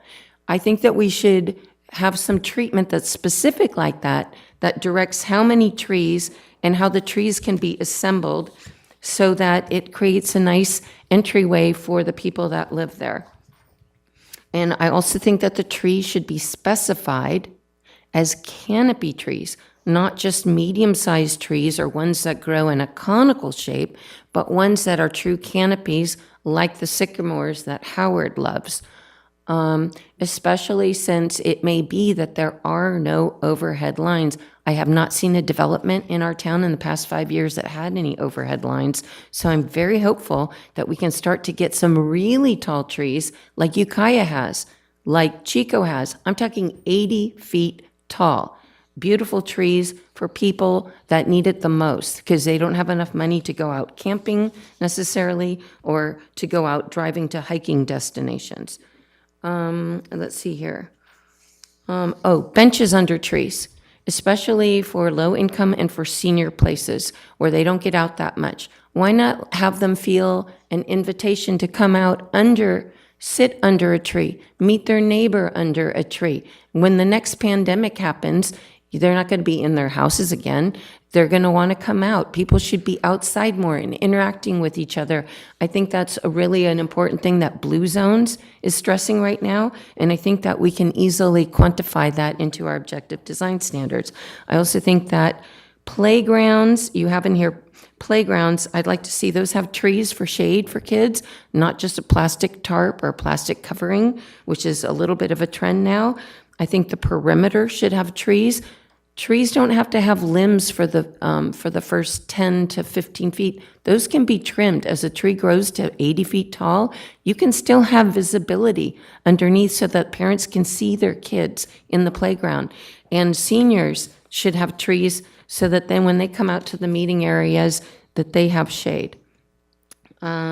Maintenance, I hope that there's a way to codify maintenance, that because what I saw in our code is that it says water, but should we specify water X number of days, X volume of water? I don't know. I do see a lot of developments where their trees die due to lack of watering, as well as other vegetation. The request for an IPMP exemption, I think that that's highly inappropriate, especially it's a social justice issue. These lower income people are subjected to more emissions, more particulate pollutants, and they're subjected to being in places, the least desirable real estate, having their projects on because the land's cheapest. I think the least we can do is not reach for the Roundup first thing. The IPMP that the city's working on right now is not no Roundup. It's just basically an integrated approach where you're considering organic, slightly toxic, a little more toxic, and at the very end, if nothing else works, you can do Roundup. But we should have some policy in place that shows people how to make decisions, and I don't believe in exemption for that. Let's see here, colors. Can we encourage organic colors? I'm not a big fan of that development down the street that looks like Romper Room, yellow, green, blue. Can we please go with something that's cool and pleasing to the eye and more organic? Let's see here, and then to your objective design standards on page 12, number 2, it says a minimum of 50% of the front and side setback surface shall be landscaped. 50% of a front setback landscaped. What's the other 50%? I don't understand. If that's hardscape, I would hope not. I hope that we would go for something like 75% of the front and side setbacks being landscaped. Number 3 says a buffer should be 42 inches high. I think it should be 6 feet high. 42 is not very high when you've got a single-family residence next to a multifamily low-income property. And then the trees there, number 3, can we make those canopy trees? And instead of a rate of 1 tree per 30 feet, how about 1 tree per 20 feet? Next page. E, artificial turf on sports fields? No. No forever chemicals in Petaluma.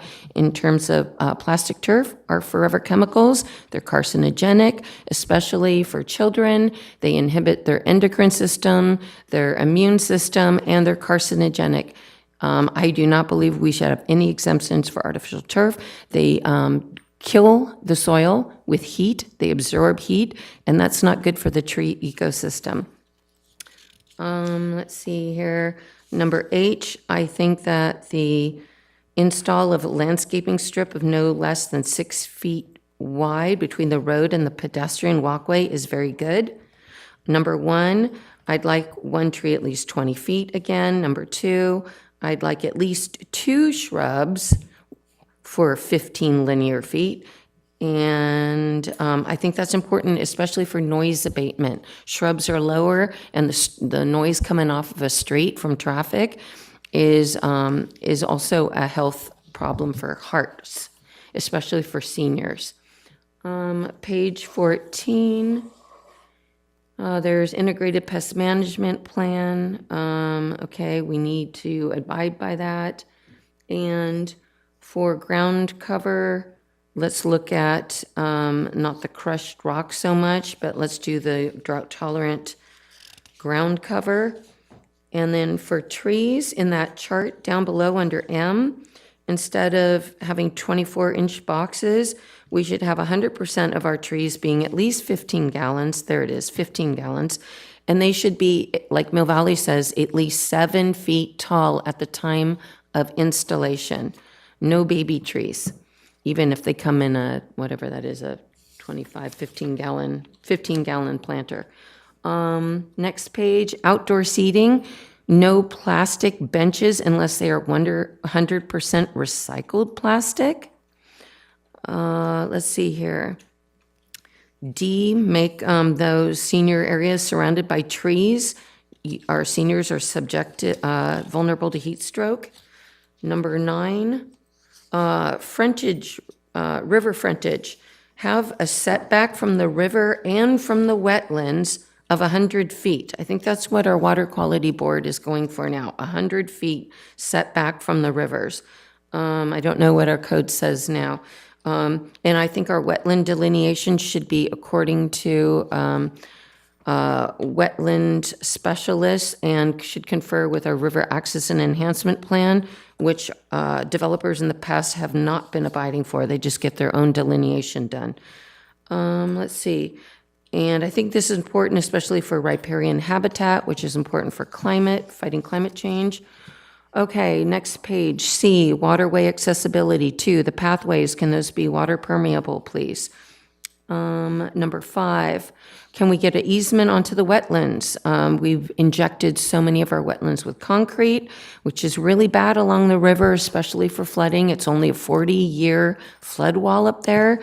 And where that Builder's Remedy development is trying to go in under SB 35, I believe. Army Corps of Engineers said never build up there, so we really shouldn't be allowing them to inject concrete into our wetlands, please. And let's see. On page 17, the entryway, can we get canopy trees on either side of entryways for a sense of place? Back in the day, houses used to have trees on either side of their entryways, and I think that'd be really nice, especially for the children that are coming back home and they only live in an apartment and it's a project apartment. There's a lot of shame when you're a kid and you don't have a lot of money and you have to live in a project. And for them to have something as inexpensive as trees planted on either side of the entryway, I think will help them feel a little bit more welcomed, a little bit more special, a little bit more at ease when they're coming home. And those are my comments. Thank you. Great, thank you so much. I just have one quick comment. Thank you, Taryn. That was very thorough. And I also want to thank staff for going through this process. I was involved a few years ago in drafting a design standards manual for the City of San Francisco for the Parks Department, and it was quite a laborious and time-consuming process. I just want to ask that in terms of bikes, all the infrastructure that you're considering for bikes, the bike lanes, parking, and other related infrastructure, that you think about more than just two-wheeled bikes. As a senior person, someone who's disabled, I have a recumbent e-trike, and I get a bike lane sometimes in the city, and I get to a point where the bike lane narrows down to about 6 inches, and then I'm stuck there. And I've had to cross over a busy roadway all of a sudden, or just turn around and go back the way I came and not be able to get to my destination. So if you could just think about the idea that as people get older and disabled people, we may be using different types of vehicles that require more space for parking and for using the bike lanes. Thank you.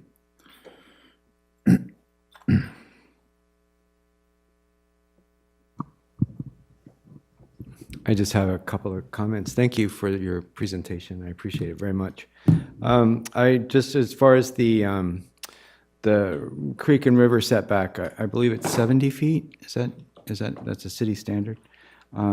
And I know that in some cities that I work in, they do require a 60% native plant within the general plant plan itself, and 100% within the setback.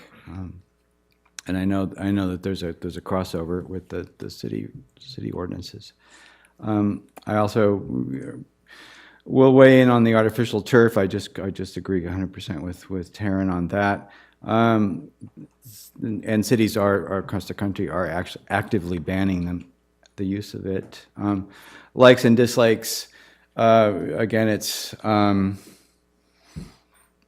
arbitrary, I think, but it's also, some people don't like trees. So I see a lot of people cutting down trees in their front yards because they don't like trees. So hedgerows, I like the idea of hedgerows. There are boundaries, as the life exists in the margins. They're great habitat. They're a great resource. I love your inclusion of the murals, the public art part. It makes me think of San Francisco, the Mission District. A lot of the alleys there with all this people get to kind of go and create as they will. Actually, step out of line, but I actually like the graffiti.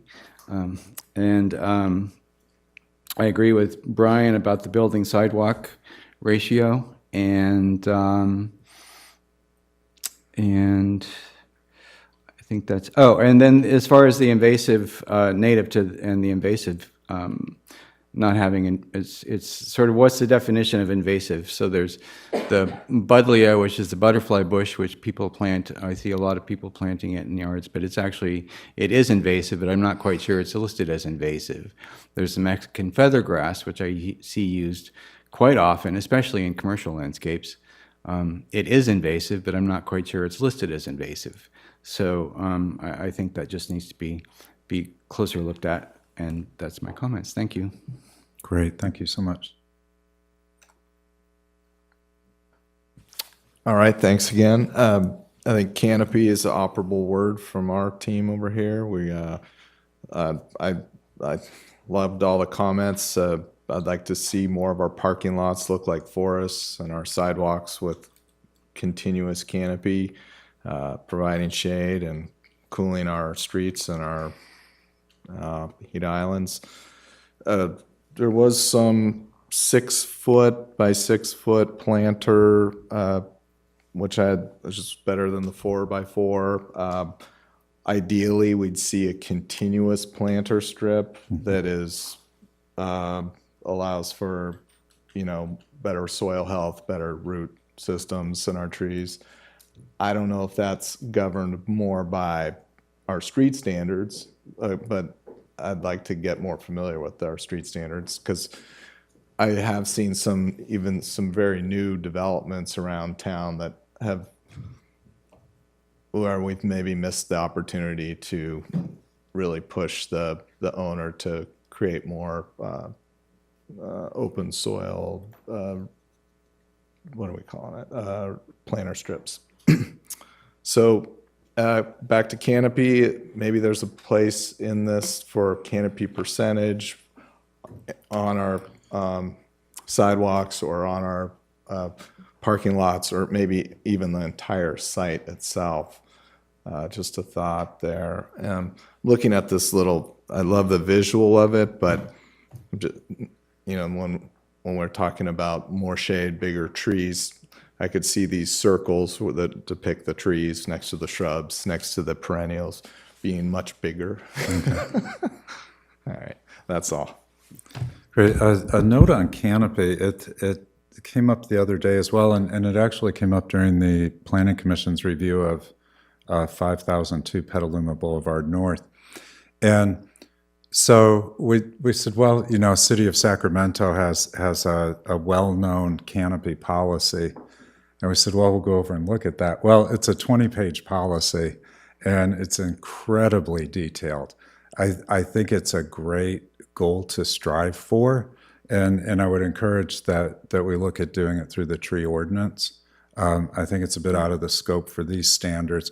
We thought, well, maybe we can draw from it and write some basic standards into it. I don't know if we'll be able to find that language or not, but I do think that we've experienced in developing these draft standards a lot of conversation about you know, why do we want the trees? Well, we want them for canopy, for shade, you know, and such.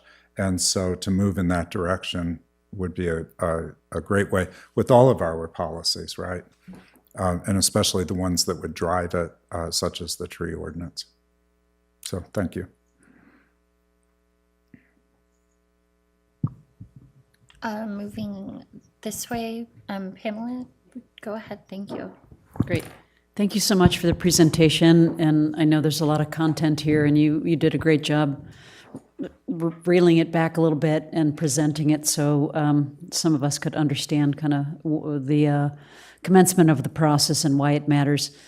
And I think I'm personally conflating the other requirements on the city rules, regs, and ordinance, and then how these fit in. So apologies if I'm asking for some detail or a requirement that should really be not in these design standards, but somewhere else. I'm going to limit all my comments to the waterway accessibility and as it relates to trails and bikes. So is this an appropriate place to mention something about access to the water from the recreational perspective? So it says waterway accessibility. We talk about paths and construction of paths, boardwalk. If it's appropriate, do we want to say, you know, each parcel shall of, you know, X size provide access along its frontage to the river, maybe not the creek, for recreational purposes, whether that's a put-in spot for a small boat or something. So just perhaps to consider that. I think I was a little, there was a question asked earlier about whether we talk about frontage, if there's, that each parcel shall provide frontage along the river or the creek for public access. I also want to make sure that it's discussing access through a parcel to get to that frontage access, right? And then that access through the parcel, where that goes. And that relates to many of the connectivity issues that we talk about here at Pedestrian and Bicycle Advisory. And maybe, again, that's covered elsewhere. But I want to make sure that thought is given in these design standards to how each applicant needs to think about frontage access along a river or creek, through access, in my words, and then, you know, getting to what else exists or may exist in the future. Several of the standards here seem to give an applicant an option as to what type of facility they're going to construct. So under Waterway C2 talks about constructed as either a class 1 through 3 or a recreational trail. And again, there may be another standard elsewhere that would really define what they're supposed to do, but could we be a little bit more specific or even prescriptive here about what they do? That is in terms of, you know, how wide, how separate. So I'm wondering if we can be a little tighter as opposed to what I read there. It sounds like it's more permissive.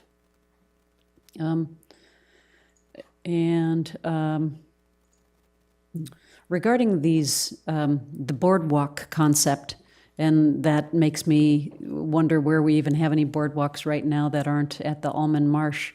Are these the standards that we think will be implicated along the new McNear Peninsula developments? And I'm just wondering, do we need to say things like the distance of the boardwalk from, you know, the mean high tide? Do we need to ask for some kind of, do we need to be specific about how far back from the waterfront and existing vegetation so we're not damaging habitat? We certainly have heard public comment before about, you know, when one puts a multi-use path right on the edge of a wetland, we're probably disturbing waterfowl, et cetera. So maybe some balancing in that regard. And as far as the materials that one uses with the boardwalk construction, do we need to say something about what those are made of? And again, maybe we do that somewhere else, but if it's going to be in contact with wetlands, water, tidal influences, do we want to say something about what it should not contain?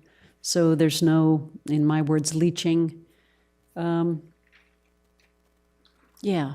So those are my thoughts, and the main emphasis for me is about provision of connectivity to existing and future planned. Yeah. Thank you. Great, thank you.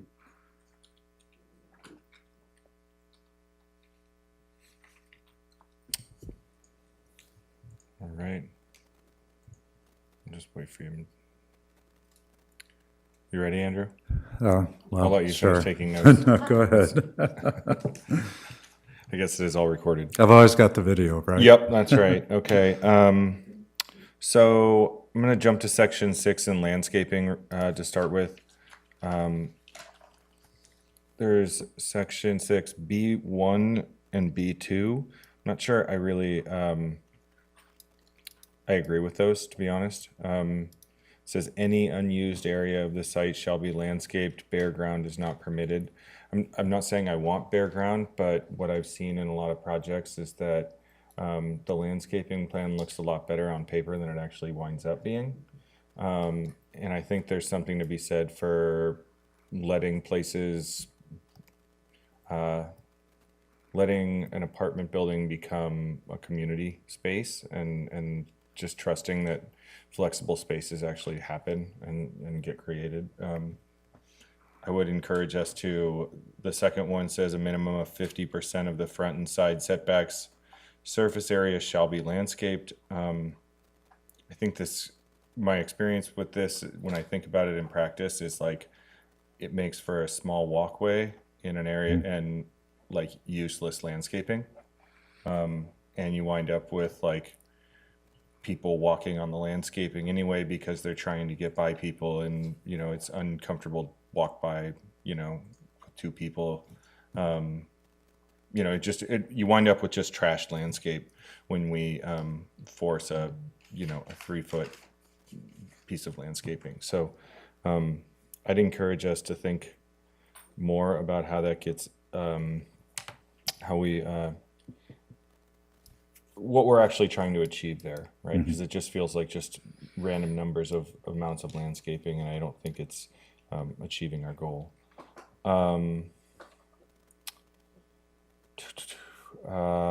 So then 6H, highway arterial adjacent sites. This kind of gets at some of the street design stuff that I was asking about earlier. So, you know, it's talking about like, where the shrubs have to be 6 feet between the road. I like this, and I just wonder if we can do things like, you know, if we somehow can require that a 6-foot wide stripe, can we also require that 6-foot wide stripe is like below the surface of the road so that it actually sequesters the water, right? Because this is exactly what I was talking about earlier, and we can do it on the arterial streets, but maybe not on every street. So that's that. For some of the, I think that there's something to be said for senior versus non-senior housing, and just needing to go through and just look at the what the requirements might be, objective design standards for senior and not senior. I think tricycles are a great example, like bike parking. Maybe there's, you know, we need fewer, but we need to have bigger. We also need to make space for, I'm going to channel the chair here, for cargo bikes, to make sure that it's not, you know, too small. I think we could justify exemptions for small park spaces, depending on if the property is close to an existing park. I think we give we give some credence to open space and like community spaces in the seniors. We replaced like the tot lot with a communal space for seniors, but like parents need communal spaces too. And I think some of like the worthless landscaping that I think probably comes about, we could have for flexible, semi-permeable spaces or something with barbecue pits or picnic tables or something that allows people to gather. I think on the bike parking, balconies should not be allowed to be counted, and they must be allowed to be used. And then I really think that we should be looking at potentially requiring mobility for, it's really a nominal cost in $100 million project. Yeah. So that's all. Great, thank you.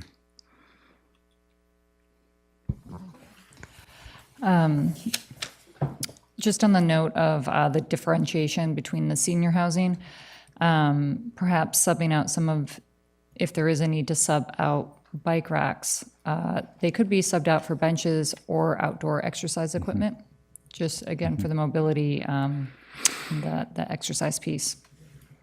Thank you. Great, thank you. Adam? Yeah, let's see. I think recommendations, and yes, these may be cost prohibitive, but they're, I think, worthy nonetheless. Definitely, yeah, support multi-use or multi-types of kind of electric bicycles. I'm particularly interested in if there's a possibility of just a very low number of bikes, but some type of bike share program that can be instituted. In terms of access, I think there might be something to say around having kind of a dedicated bicycle access route from the street to wherever that main entrance is or where the bicycle parking is located. I think that's just an issue coming up in obviously shopping centers and other areas, but if this is something we can start to look at, potentially that would be great. I'm particularly interested also in just the building design in terms of green building design. It'd be great to have something in there that more, I think, aptly gets to cool roofs. So it doesn't have to be necessarily green, they have white roofs, but just something to reduce the heat load. And I found something just in looking real quick, I think it was the city of Palo Alto that had something along the lines of optimized building orientation for thermal comfort, shading, daylighting, and natural ventilation, and other forms of passive design. So I think this is about how you orient and design the building in ways that's not going to create huge energy loads for those users down the road, especially to try to make it affordable in terms of the costs of building operation. And then, let's see, the last recommendation was around the lighting. I really appreciate just kind of reducing light pollution, light trespass, and also something around orienting away from riparian corridors, I guess might be helpful, just to really emphasize that aspect of it, just to keep those places more wild at the nighttime. And oh, the one other thought, I think, yeah, is getting a little bit outside of, it was where street standards are blending, but it was to the comment around how there's certain soils in Petaluma that are more amenable to stormwater filtration projects. So that might be something just to consider around the street standards. If there's a soil type map or something along those lines, it says if these are areas potentially appropriate for low impact development, stormwater sequestration, that those can be better defined where it's appropriate. And I think that is all. Thank you. Great, thank you. Marcia? Thanks, Nicole. Let's see, I'm on page 9, and we had recently, or just earlier, we had talked about the number of residential bike parking spaces required and wondered where that verbiage came from. I just wanted to add that I would very much like to see that remain, because I think it's particularly important for our low-income residents that these kinds of developments would attract, who need less expensive transportation. So it only makes great, to me, it just means that this is exactly what we need to have in this particular plan. And then on page 13, where it's talking about tree planting, and it talks about tree planters adjacent to sidewalks and pavement shall be protected by root barriers and may not be protected by, and may also be protected by grates. I'm a big walker in this town, and I have practically fallen into a lot of those root barriers. I understand why we have them, but they are always deficient of soil on the top or rock or what have you, making them parallel with our sidewalk, and they're a danger to pedestrians. Oftentimes, they don't have grates, or if they have grates, as we've seen, as I saw when I was walking downtown yesterday, the grates have been skewed and they are no longer doing what they're supposed to be doing. So I would like to promote the idea of root barriers. I know it's important, but also let's make sure that we protect our bicyclists, our rollers, and our pedestrians from falling into one of those areas. It's not wouldn't be a pleasant fall. Then I also wanted to look on, note on page 15, I can't help but suggest, and not suggest, but just double this one, the senior citizen developments for developments of 25 or more dwelling units and age restricted by to senior citizens, that the play area be replaced with a communal garden and or outdoor fitness area of the same size and dimensions. That's excellent. Let's keep that. And down a bit on that page when it talks about lighting, we're talking about lighting location, and item number 2 stated all sidewalks and pedestrian paths of travel, and item 3, points of conflict where vehicular traffic flow crosses paths with pedestrians and or bike facilities. Those are very important that we keep. Definitely need that lighting. And then the last thing was just I wondered if it were a typo. On page 16, it was talking about waterway accessibility, and in point 2 under this waterway accessibility, it said the pathway shall be constructed as either a class 1 or 3 or as a recreational trail. Again, we're all about class 2. I was wondering if that was a typo, and maybe it should state class 1 or class 2 as a recreational trail as identified by the general plan, blah, blah, blah. Anyway, changing the 3, which is take the road, to a 2, which is, to 4, which is a protected bike facility, if that makes sense. It does make sense for context because this has come up a couple times. So this also comes from the River Enhancement and Access Plan, and then and maybe my writing didn't communicate this well enough, but the idea is that in the general plan, there's a proposed and existing bicycle facilities map that designates what class the trail should be. So we're making it a shall that you have to construct the path as it's designated in the plan. Now that plan is also in the process of being updated. So I hope that well, actually I can, I can help make sure that feedback also goes toward the, I'm sure Bjorn's already brought it up, but I can make sure that that is communicated to the general plan process. But at this point, we could change that. I don't see why not. We could bring that as a recommendation to Planning Commission if we wanted to, if that was something that the committee wanted to recommend that should go as. And that was a good catch, Marja. I would think we could just strike class 1 through 3 and just say class 1 or as a recreational trail, because class Right. 2 and class 3, those are on-street facilities, and this section seems to be specific to off-street trails. That makes great So I sense. think we Thanks, can- Bjorn. Right, that's why I couldn't open my mouth, because that's where my brain was, but I couldn't get it out. It's a long evening. Yes. Thank you. That's the end of my comment. Thank you. Thank you, Marcia. Are there any other final comments? Yes, Taryn. Thank you. I overlooked one. On page 10, those two pictures of fencing design, the one on the right, I think this kind of gets to whoever was making a comment about murals. That design on the right is like so 1960 and 1970. A lot of communities don't do the grid with that column popping out. They do more like waves.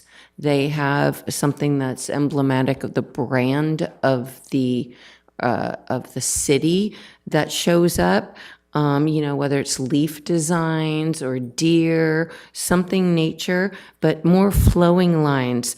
And like the example would be the sound wall out on the freeway out there that Caltrans put up. It's like Band-Aid color. It could not be uglier. And it's that grid. It's the vertical and the horizontal. I think perhaps there's room to add that specify that we want more artistic nature imprinted lines and color for such, I guess this is brick or stucco or something like that, rather than this, because this is really hideous. And I don't think we need to stick ourselves with something this hideous. Thank you. I have one more comment. I just wanted to add on to the 60% native requirements or the 100% in the setbacks.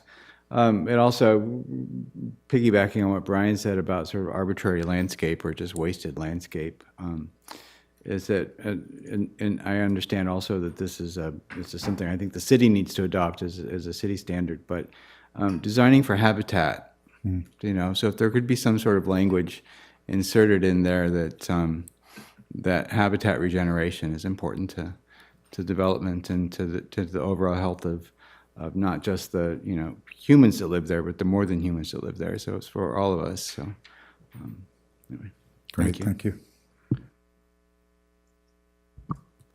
Thank you so much, Andrew and Heather. Thank you all. Yeah, and when this comes before Planning Commission later this month? It will come before Planning Commission on November 28th for a study session. Okay. And then we plan to return to Planning Commission for a public hearing, recommendation to council on December 12th. Thank you. But then it would not go before council until January or February of 2024. Thank you so much. Great, thank you all. We greatly appreciate your feedback. So at this point, we can take a recess. Would you like to do that, Bjorn? So we have, if we want to power through, I know it's a late night, I've seen our numbers are dwindling. We do have one more item where we were seeking feedback from both the tree and pedestrian and bicycle advisory committees.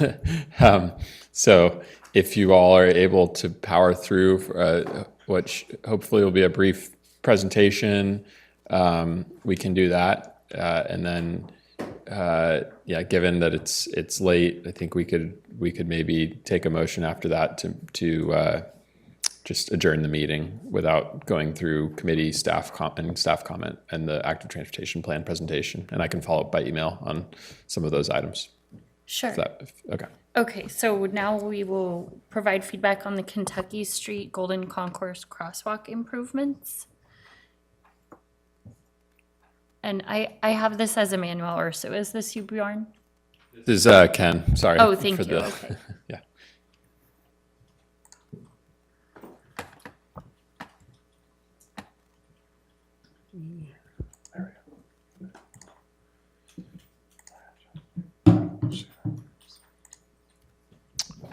Okay, so thank you very, very much for all your time and being here. And so this project is really important to me. I've been trying to get this through for a long time. It's got a lot of different little elements of it, but I'm going to try to keep it short and sweet here.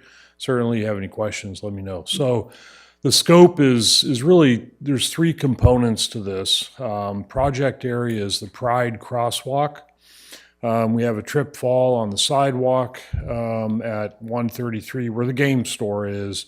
And then we've had a lawsuit for the ADA compliance for the Golden Concourse curb ramp there.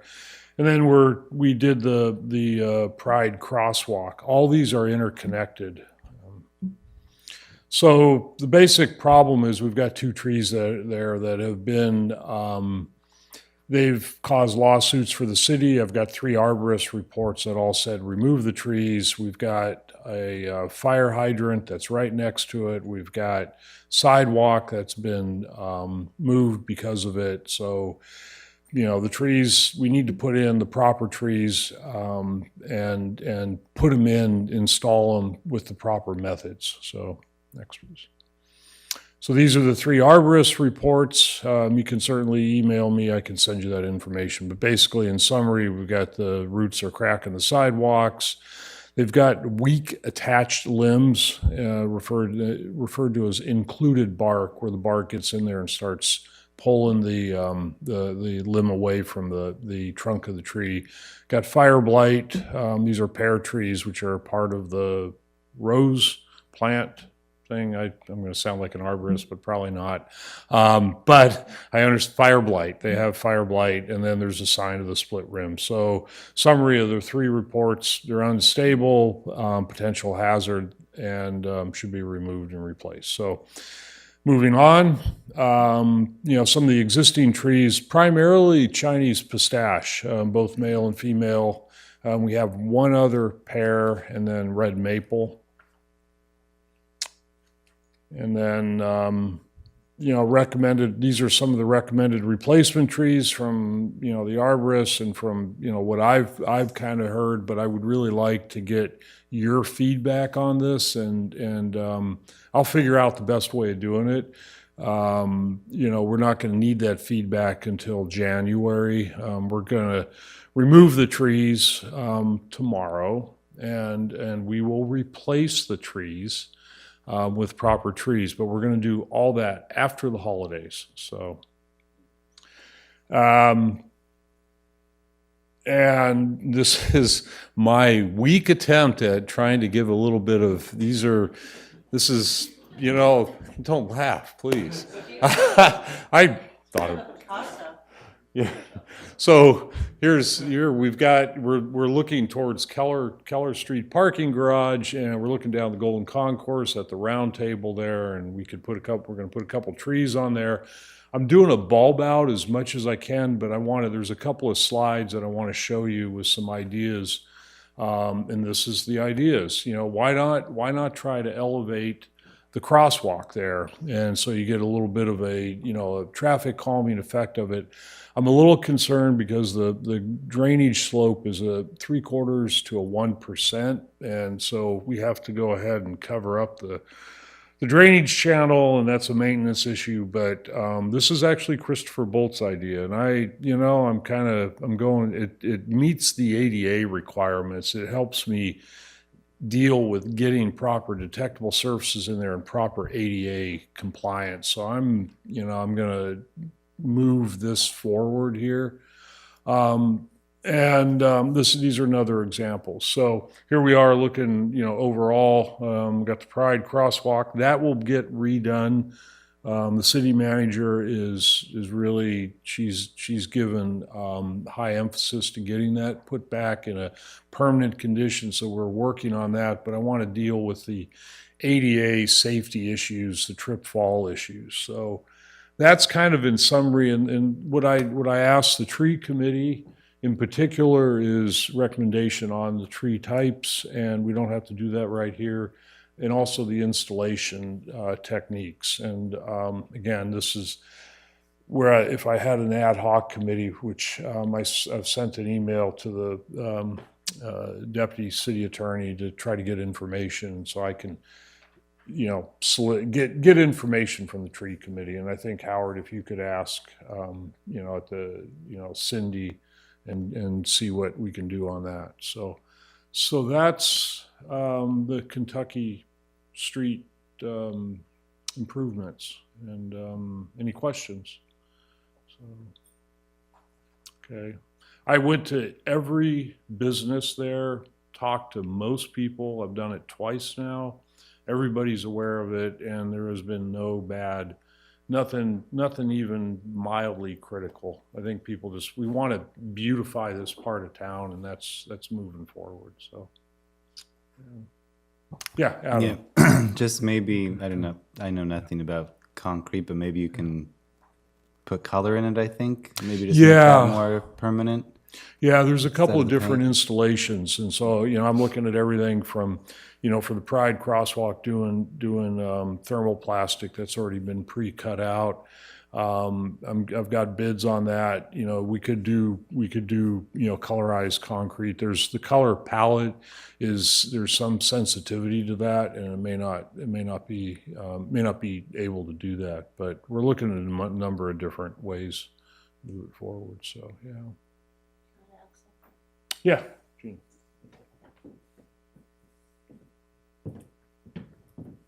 Real quick. I know the hour is late, but since it's agendized as a public hearing, and we have an opportunity to take your feedback on tree replacement, particularly for tree committee, but all are welcome to chime in. It would be wonderful if we had a consensus on a recommendation. If we could walk away with that, that would be wonderful. But barring that, because we don't want to take forever, it would still be great to get individual feedback from committee members so that we have some direction moving forward. So I'm going to put that out there and see if you can help us with that. And then we don't have to come back. Well, I have an opinion on tree species, and certainly, sycamore is being at the top of my list for habitat reasons and for so many reasons.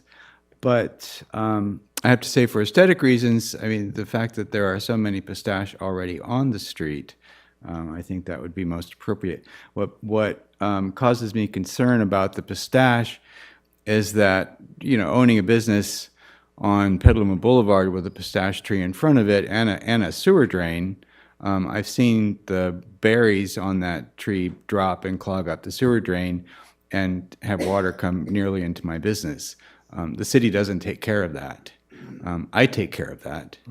But if I didn't own that business, nobody would take care of that. And so when you have that, I like that idea of the elevated sidewalk. I think it's brilliant, actually, but and I love the bulb out. I wish it could be bigger, but I understand why it can't. But having that drainage space and being a maintenance issue, those berries are just going to clog it up, unless there was a concerted effort on the maintenance on the city's side to take care of it. So that would be my thing. But there are also, for leaning towards sycamores, is there are more pear trees on that street that are probably in decline. There are some empty wells on that street, and certainly could be an argument to sort of start adding sycamores there as well, because sycamores actually would be a larger canopy shade tree than the pistache will ever be. So they're just a superior urban street tree. So. And then you have those two wells. There's a couple empty wells on the alley between the parking lot and Kentucky Street that could get trees in them. There's been several attempts to put little, probably crepe myrtles in there, which is, maybe it's a blessing, they just get broken. But there's those. And then Cindy has told me that you're welcome to reach out to me as a professional, landscape professional, anytime you like, so. Thank you very much. Yeah. And I will be doing that. Okay. Any other comment? Yes, Taryn. First of all, thank you, Ken, so much. Thank you, thank you, thank you. We were really curious about this, and you brought it to us with all the information that answered our questions, and it's very clear to me, and now researching these trees, that not only are they problematic for the reasons you cited, but for additional reasons as well. Very interesting. Thank you. A couple of comments here. Okay, so I like sycamore too. I have one in my front yard. A couple questions. I would love sycamore because not only are they the tall canopy, but when you've got trucks going down Kentucky Street, they're tall enough so that they can accommodate and go over the big trucks and still provide canopy. So they're, to me, really well suited. And again, go to downtown Ukiah. It's absolutely beautiful, and they've got trucks going by all the time. Okay, is it appropriate, and you don't have to answer this, but here's my comment, when you plant the trees, to put kind of the iron cylindrical fence around it to protect it? You know, I know there's a lot of partiers late at night, people going down that street. I wouldn't want anyone to fall on a newly planted tree. And then if it is sycamore, I would just recommend, please, to check on the street sweeping. There are leaves that block the storm drains in my neighborhood, and Recology, they don't street sweep like they're supposed to, and I'm calling up the city because it blocks the storm drains, and then you guys have to come and unclog the storm drains. And so if there's some way to build into the contract with Recology to make sure they're doing Kentucky Street, then maybe that will help with the leaves that fall from the sycamore tree and whether there's any storm drains there. That's it. Thank you again.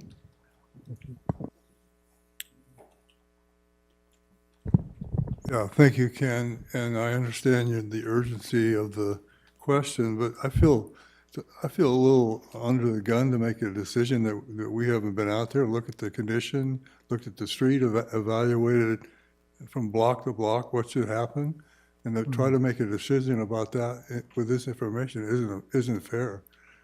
I think we need some time to go out and look at it and agree on some subcommittee of the tree committee, agree on what the approach would be, and then recommend it. But at this meeting, I don't think it's appropriate. Okay, yeah, you've got plenty of time.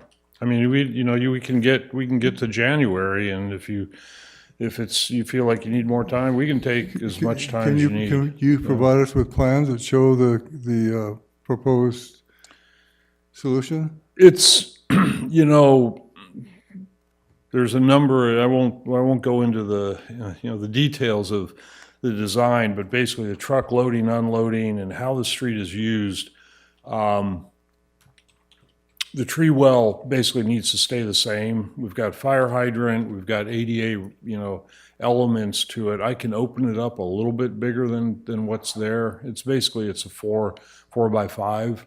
We can maybe get it opened up a little bit more. This is something I'd like to talk to an ad hoc committee on. Yeah, but if we could see the ramps and all the other stuff you're proposing, as part of it would be helpful too. But, yeah, so it's the last slide in the presentation. There is a design there, and I certainly can walk you through it.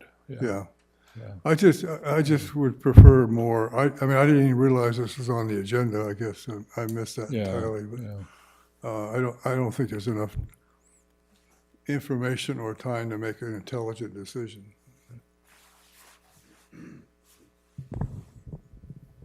Yeah. Thanks for bringing this to us. I did carefully look through those, and I felt like due to the size of the planter strip or the planting wells and the fact that there's a uniformity on that street with the Chinese pistache, that would be my choice. I'm also a huge fan of sycamores, so maybe they would be appropriate if the planting well's large enough to kind of, it's almost like it would be okay to have those species because of it. It's sort of a visual corridor from through the crosswalk and up to, anyway. As far as beauty goes, I think the pistache is my first choice, and it could be, yeah. I'm a big fan of uniformity within the block to block. You can have some biodiversity. Thank you. Just want to put it out there to the tree committee based on discussions tonight. I wonder if we don't upgrade our street tree list ad hoc to kind of a street tree subcommittee that could be on call to work closely with Public Works for some of these decisions. I mean, it sounds like that's already in the works, but I think making it a formal subcommittee without an end date, without, would be a great move. Yeah, I think that's just something we have to bring up in December at our committee meeting. So, actually, we're not going to have one in December, so. Yeah, We can and talk I'll about it just later. add that is a key kind of distinguishing factor between ad hoc versus subcommittee. Ad hocs do need to be time limited. They need to have a very specific scope and deliverable, and you can't add on new scope, new deliverables after the ad hocs have been established. So it does sound more appropriate for a subcommittee, and so I would probably, with consultation with the city attorney and with your staff liaison, suggest maybe agendizing that.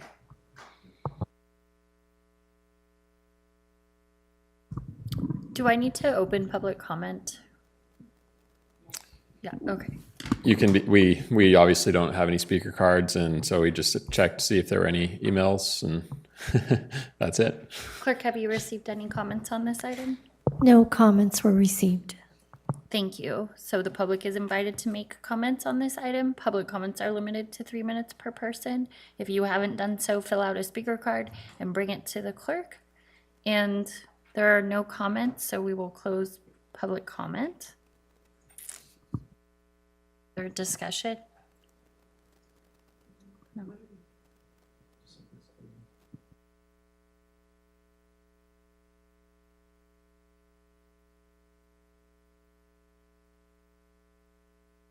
Well, it sounds like one of the main outputs is having a street tree subcommittee that can work closely with Public Works. And then ostensibly, I'd assume we'd see this again as a tree committee before it's finalized, maybe. Or that subcommittee could report back to us.